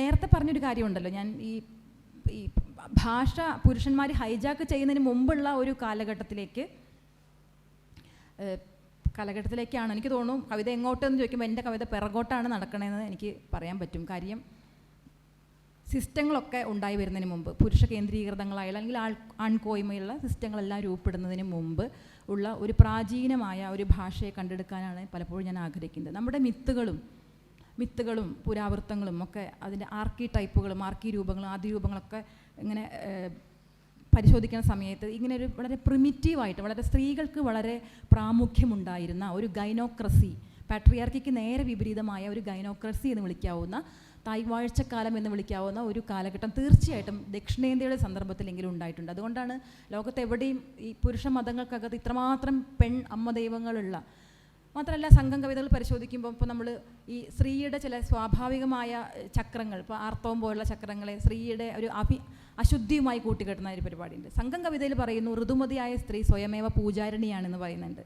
ഋതുവായിരിക്കുന്ന ഈ അവസ്ഥ എന്ന് പറയുന്നത് ഫലഭൂയിഷ്ഠതയായും ഉർവരതയായും വസന്തകാലമായും നേരിട്ട് അമ്പലത്തേക്ക് കയറി ചെല്ലാം കാവു തീണ്ടാൻ പറ്റുന്ന ഒരു ഒന്നായിട്ട് പറയുന്നുണ്ട്. ഇങ്ങനെ കുറേ സംഗതികൾ. ഇപ്പോൾ പ്രപഞ്ചം തന്നെ അണ്ഡാകാരത്തിൽ കിടക്കുന്നു എന്ന് സയൻസ് പറയുന്നു. ഞാനും ആ അണ്ഡാകാരത്തെ സ്ത്രൈണതയുമായിട്ടാണ് ബന്ധിപ്പിക്കുന്നത്.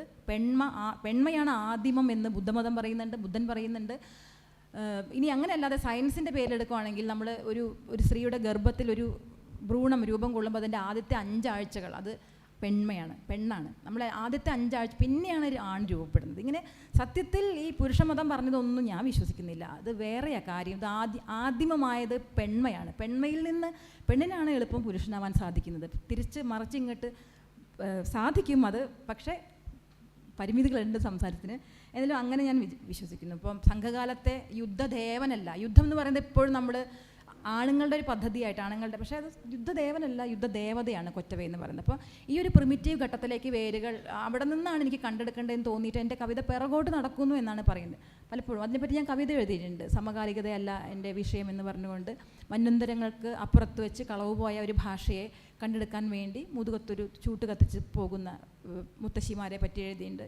ഇങ്ങനെ ആർജവമുള്ള ഈ 17-18 നൂറ്റാണ്ടിൽ ഉണ്ടായിട്ടുള്ള യൂറോപ്യൻ എൻലൈറ്റ്മെൻറ്റിൻ്റെ ബേസിലല്ല ഞാൻ കാര്യങ്ങളെ കാണുന്നത്. അത് ഫെമിനിസം ആണെങ്കിൽ പോലും ഒരു ഫെമിനിസം പോലും പുരുഷത്തിൻ്റെ ഒരു താല്പര്യങ്ങൾ അതിനകത്തുണ്ടായിരിക്കും. അതുകൊണ്ട് ഈ ഒരു യൂറോപ്യൻ എൻലൈറ്റ്മെൻറ്റിൻ്റെയോ ഒരു ഇതിനകത്ത് നിന്നുകൊണ്ട് ഞാൻ എൻ്റെ കവിതയെ കാണുന്നേ ഇല്ല. മുത്തശ്ശിമാരിൽ നിന്നും അമ്മമാരിൽ നിന്നൊക്കെ അടക്കവും ഒതുക്കമുള്ള ഫെമിനിസ്റ്റ് എന്ന് വിജല എഴുതിയിട്ടുണ്ട്, ശരിയാണ്. അപ്പോൾ അതൊന്നൊന്നുമില്ല, വളരെ പിറകിലേക്ക് വളരെ നൈസർഗികമായിട്ട് എൻ്റെ കവിത പോകുന്നു എന്നാണ് വിചാരിക്കുന്നത്. ഭാഷയും ഒക്കെ തന്നെ ഇത്രയൊക്കെ പറഞ്ഞ പോരെ, മതി.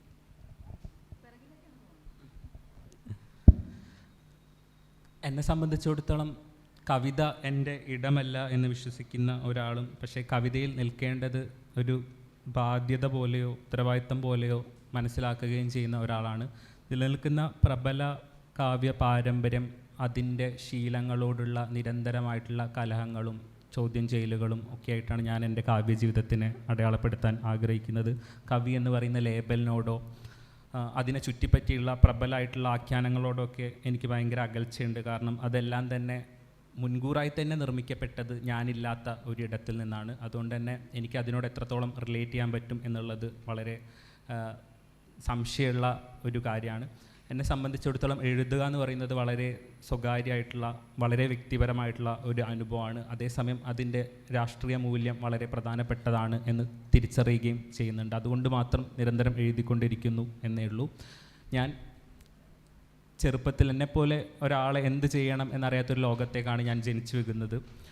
ജീവിതത്തിൻ്റെ സത്യം എന്ന് പറയുന്നത് ഭാഷയ്ക്ക് പലപ്പോഴും ഭാരിച്ചതാണ്, വളരെ വേദനാജനകവുമാണ്.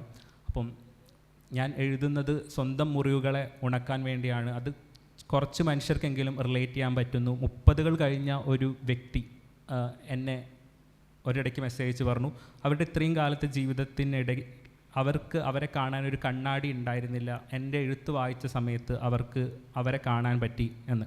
അപ്പോൾ എന്നെ സംബന്ധിച്ചിടത്തോളം ഞാൻ എൻ്റെ കുട്ടിക്കാലം മൊത്തം ഞാൻ കണ്ട സിനിമകൾ, ഞാൻ വായിച്ച കഥകൾ, നോവലുകൾ എല്ലാത്തിനകത്തും ഞാൻ ഉണ്ടായിരുന്നില്ല. എൻ്റെ മനുഷ്യരെല്ലാവരും കുറ്റവാളികളോ ക്രിമിനലുകളോ വൃത്തികെട്ട മനുഷ്യരോ കോമാളികളോ ഒക്കെ ആയിട്ടാണ് ചിത്രീകരിക്കപ്പെട്ടിരുന്നത്. അപ്പം സ്വന്തമായിട്ട് സംസാരിക്കുക, സ്വന്തമായിട്ട് ഇടമുണ്ടാക്കുക, ഈ മൈക്ക് ഞാൻ തട്ടിപ്പറിച്ച് എടുത്തതാണ്. കാരണം ഇത്രയും കാലം ഞങ്ങളുടെ സംസാരങ്ങളൊക്കെ അരികിലായിരുന്നു, ഞങ്ങൾക്ക് സ്റ്റേജിലൊന്നും ഇടം കിട്ടിയിരുന്നില്ല. ഞങ്ങൾ സ്വന്തം, ഞാൻ എപ്പോഴും പറയും, സാഹിത്യ അക്കാദമി അവാർഡ് കിട്ടിയ സമയത്ത് ഞാൻ എഴുതിയിട്ടത് നിങ്ങളുടെ കഥയിലെ അപ്പം കക്കുന്ന കാക്കയാണ് ഞാൻ. കാരണം നിങ്ങൾക്ക് എപ്പോഴും പേടിയുള്ള, നിങ്ങളുടെ അവസരങ്ങൾ കട്ടെടുക്കുന്ന, എന്നാൽ നിങ്ങൾ ഒരിക്കലും അവസരം തരാത്ത, ചെറ്റയായിട്ടുള്ള, പെറുക്കിയായിട്ടുള്ള, പൈസയ്ക്ക് വേണ്ടി സ്വന്തം ശരീരം പോലും വിൽക്കാൻ മടിയില്ലാത്ത തരം മനുഷ്യനാണ്.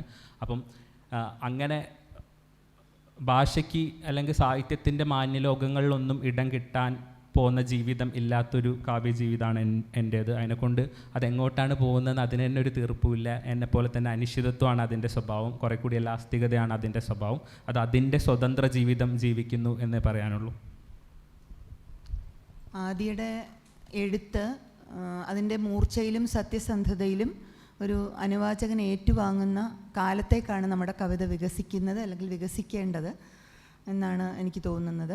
അങ്ങനെയുള്ള ഒരു വ്യതിരിക്തതയും സത്യസന്ധതയും ആയിരിക്കണം നമ്മുടെ കവിതയുടെ മുന്നോട്ടുള്ള യാത്രയെ അടയാളപ്പെടുത്തേണ്ടത് എന്നും തോന്നുന്നു. രതീഷും കൂടി സംസാരിച്ചതിന് ശേഷം നമുക്ക് ഇത് ഓഡിയൻസ് സംസാരിക്കാം എന്ന് തോന്നുന്നു. സമയം കഴിയും. ഞാൻ ആദ്യം മുതൽ പറഞ്ഞു തുടങ്ങുന്ന ഒരു കാര്യം, എനിക്ക് കമ്മ്യൂണിക്കേറ്റ് ചെയ്തിട്ടുണ്ടോ എന്നുള്ള കാര്യത്തിലൊരു സംശയമുണ്ട്. കാരണം കണ്ടൻറ്റും ഫോമിനെയും സെക്കൻഡ് ലെവലിൽ നിർത്തുക എന്നാണ് ഞാൻ പറഞ്ഞുകൊണ്ടിരിക്കുന്നത്. ഒരു ഉദാഹരണം പറയാം. ഇപ്പോൾ പ്ലാറ്റോ നമ്മൾ ആർട്ടിസ്റ്റുകളിനെ പറയുന്നത് ഒരു 3-ാം തലത്തിൽ നിർത്തുക എന്നുള്ളതാണ് അല്ലേ. ഫസ്റ്റ് ഒരാശയമുണ്ടെന്നും ആ ആശയത്തിൻ്റെ രൂപീകരണമായിട്ടുള്ള ഒരു ചെയർ, ഒരു ആശാരി രൂപപ്പെടുത്തുന്നുവെന്നും അതിനുശേഷം ആ ചെയറിൻ്റെ നിഴൽ മറ്റൊരു ചിത്രകാരൻ വരയ്ക്കുന്നുവെന്നാണ് പറയുന്നത്. പക്ഷെ ഞാൻ അരിസ്റ്റോട്ടിലിയൻ തോട്ട്സാണ് എന്നെ കൂടുതൽ ഇഷ്ടപ്പെടുത്തിയത്. കാരണം ആ കണ്ടൻറ്റിൽ തന്നെ അതിൻ്റെ ഫോം അടങ്ങിയിരിക്കുന്നു എന്നുള്ളൊരു തോട്ട്. അപ്പോൾ അതിനെനിക്ക് സെക്കൻഡ് ലെവലിലേക്ക് മൂവ് ചെയ്യേണ്ടി വന്നു ഭാഷയെ. ഇപ്പം ഞാൻ പറയുന്നുണ്ട് എനിക്ക് കസേര പോലെ കവിത എഴുതാൻ അറിയാം എന്ന് പറയുന്നുണ്ട്. അത് ഞാൻ സെക്കൻഡ് ലെവലിലേക്ക് ഭാഷയെ കൊണ്ടുപോവുകയാണ്. അതുകൊണ്ടാണ് അവിടെ നിന്നാണ് ഞാൻ ഈ പാമ്പിൻ കുഞ്ഞുങ്ങളെ എഴുതിയെടുത്തത് എന്നാണ് പറയുന്നത്.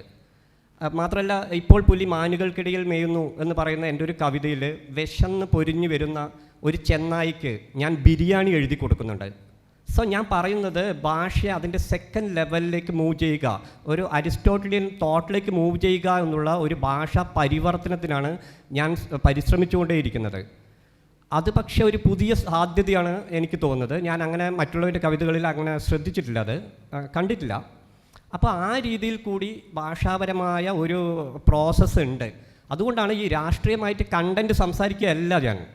അതിപ്പോൾ നമുക്ക് മൈക്കിലൂടെയോ അല്ലെങ്കിൽ സുഹൃത്തുക്കൾക്കിടയിലോ സംസാരിക്കാം. ഞാൻ പറയുന്നത് ഫോമിനെ തന്നെ ഒരു പൊളിറ്റിക്കൽ ടൂളാക്കി മാറ്റുക എന്നുള്ളതാണ്. പിന്നെ എല്ലാവരും പറഞ്ഞു ഭാഷ പുരുഷാധികാരത്തിൻ്റെ അല്ലെങ്കിൽ സ്ത്രീ അധികാരത്തിൻ്റെ എന്നൊക്കെ. ഭാഷ തന്നെ ഒരു അധികാരത്തിൻ്റെ ടൂളാണ്. പിന്നെ അത് ആര് എപ്പോൾ എങ്ങനെ ഉപയോഗിക്കുന്നു എന്നൊക്കെയാണ് അതിൻ്റെ അധികാരത്തിൻ്റെ വേരിയേഷൻസിനെ രൂപപ്പെടുത്തുന്നത്. കവിത മുന്നോട്ടാണ്, പ്രത്യേകിച്ചും മലയാള കവിത അതിശക്തമായ രീതിയിൽ മുന്നോട്ടാണെന്നാണ് എൻ്റെ വിശ്വാസം. അതിൽ ഞാനും ഉണ്ട് എന്നെനിക്ക് ഉറപ്പിച്ച് പറയാൻ കഴിയും. ഇത്ര നേരം സംസാരിച്ചതുമായി ബന്ധപ്പെടുത്തി ഓഡിയൻസിന് എന്തെങ്കിലും സംസാരിക്കാനുണ്ടെങ്കിൽ?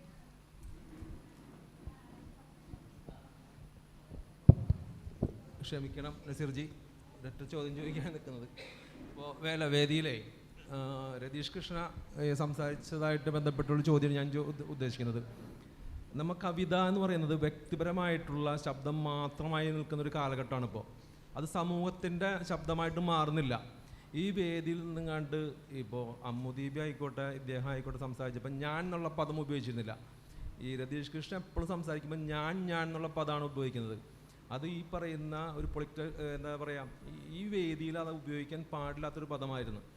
ഞാൻ എല്ലാത്തിനും മീതെയാണെന്നുള്ളൊരു ശബ്ദം കൂടിയാണ് അതിൽ ഞാൻ എന്നുള്ള ഉദ്ദേശിക്കുന്നതുകൊണ്ട് എനിക്ക് തോന്നുന്നത്.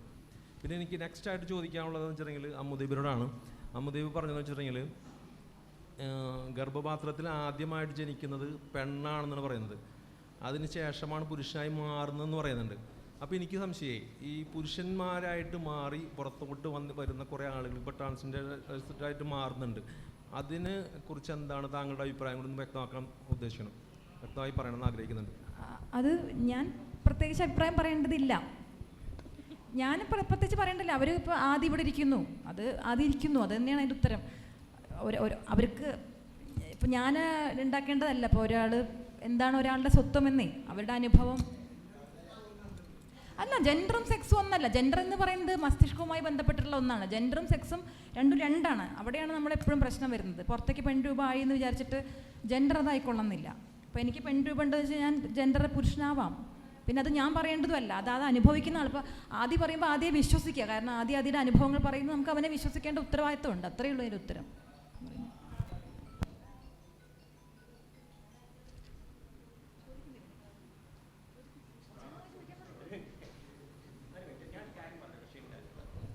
ഷിൻലാലേട്ടാ, ഞാനൊരു അഹങ്കാരിയായ മനുഷ്യനാണ്. അതിലുപരി നിങ്ങളോട് സംസാരിക്കുമ്പോൾ ഞാൻ സംസാരിക്കണോ എൻ്റെ സമൂഹം സംസാരിക്കണോ എന്നുള്ള കൺഫ്യൂഷനിലുമാണ്. I am sorry.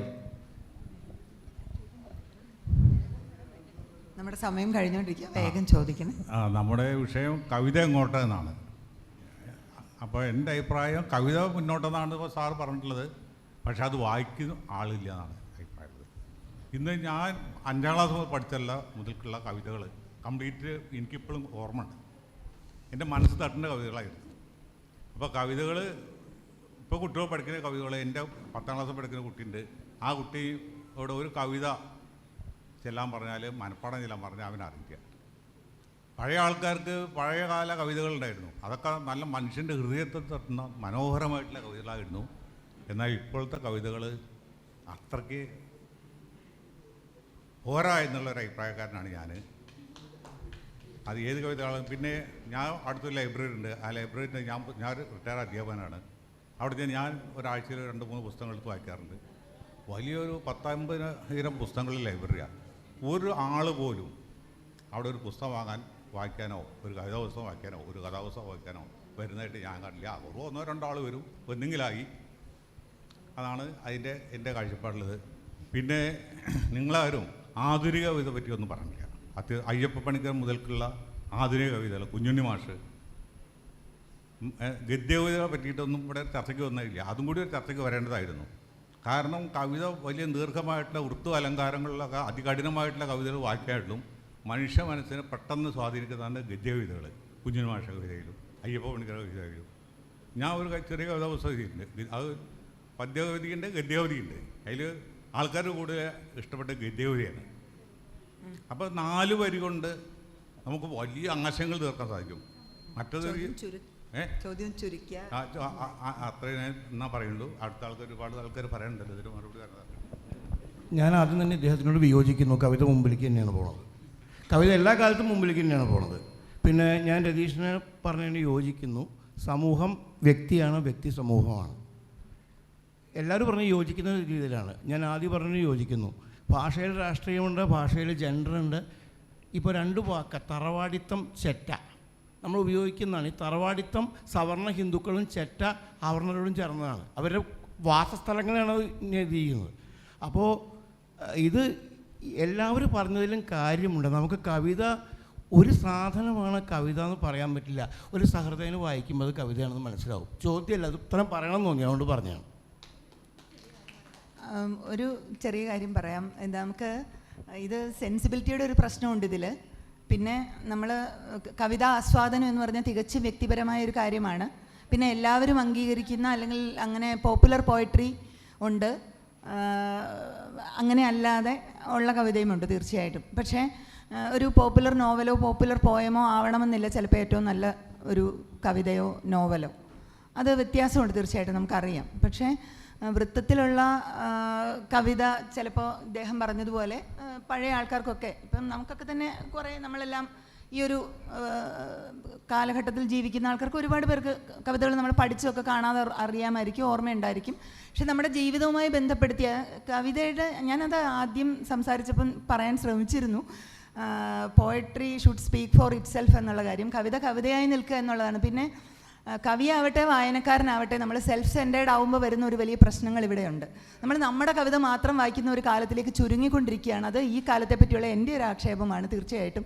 ഞാൻ കവി സമ്മേളനങ്ങൾക്ക് പോകുമ്പോൾ പോലും, ഞാനും ഒരു കവിയാണ്, കവി സമ്മേളനങ്ങൾക്ക് പോകുമ്പോൾ പോലും നമുക്കറിയാം, നമ്മൾ കവിത എഴുന്നേറ്റ് നിന്ന് വായിച്ചിട്ട് മറ്റുള്ളൊരു കവിത വായിക്കുമ്പോൾ സംസാരിച്ചുകൊണ്ടിരിക്കുന്ന ഒരുപാട് പേരെ ഞാൻ സുഹൃത്തുക്കളെ കണ്ടിട്ടുണ്ട്.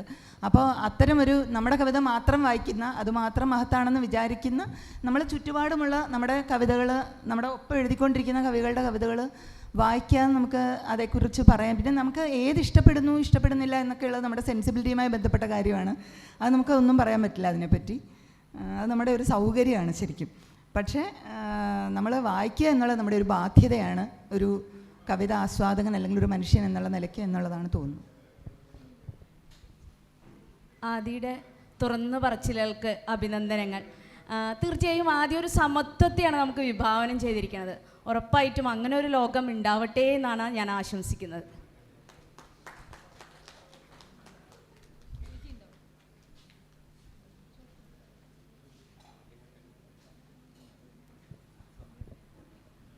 സമയത്തിൻ്റെ ഒരു വിഷയമുണ്ട്.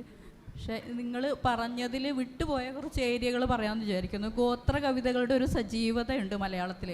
മലയാളം എന്ന് പറഞ്ഞുകൂടാ, കേരള കവിത എന്ന് കുറച്ചുകൂടി വിശാലമായിട്ട് പറയേണ്ടി വരും. കവിതയുടെ ഒരു വിശാല ഭൂമികയാണ് ഇങ്ങനെ വികസിച്ച് വരുന്നതെന്നാണ് ഞാൻ മനസ്സിലാക്കുന്നത്. അപ്പം കർത്തൃത്വം ഇല്ലാതിരുന്ന ഒരുപാട് സമൂഹങ്ങളുണ്ട്. അവർക്ക് കർത്തൃത്വം ലഭിക്കുന്നു എന്നുള്ളതിനെ വലിയ പ്രധാനമായിട്ട് കാണുന്നു, അതിനെ പ്രധാനമായിട്ട് കാണുന്നു, കാര്യമായിട്ട് തന്നെ കാണുന്നു. അതുപോലെ ജാതിയില്ല, അങ്ങനെയുള്ള വംശ അധിക്ഷേപങ്ങളില്ല എന്നൊക്കെ ഒരു ഇല്യൂഷൻ നിലനിൽക്കുന്നുണ്ട്. അതിനെ ചോദ്യം ചെയ്തുകൊണ്ടാണ് ഇവിടെ കലയും സാഹിത്യമൊക്കെ വളർന്നുകൊണ്ടിരിക്കുന്നത്.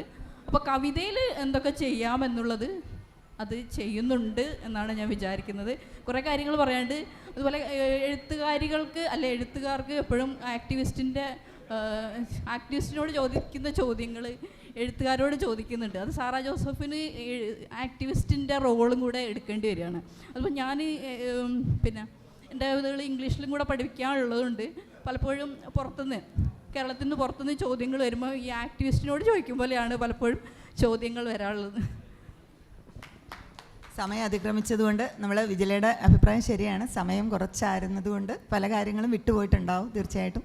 പിന്നീട് ഒരു അവസരത്തിൽ നമുക്ക് സംസാരിക്കാം. സന്തോഷം.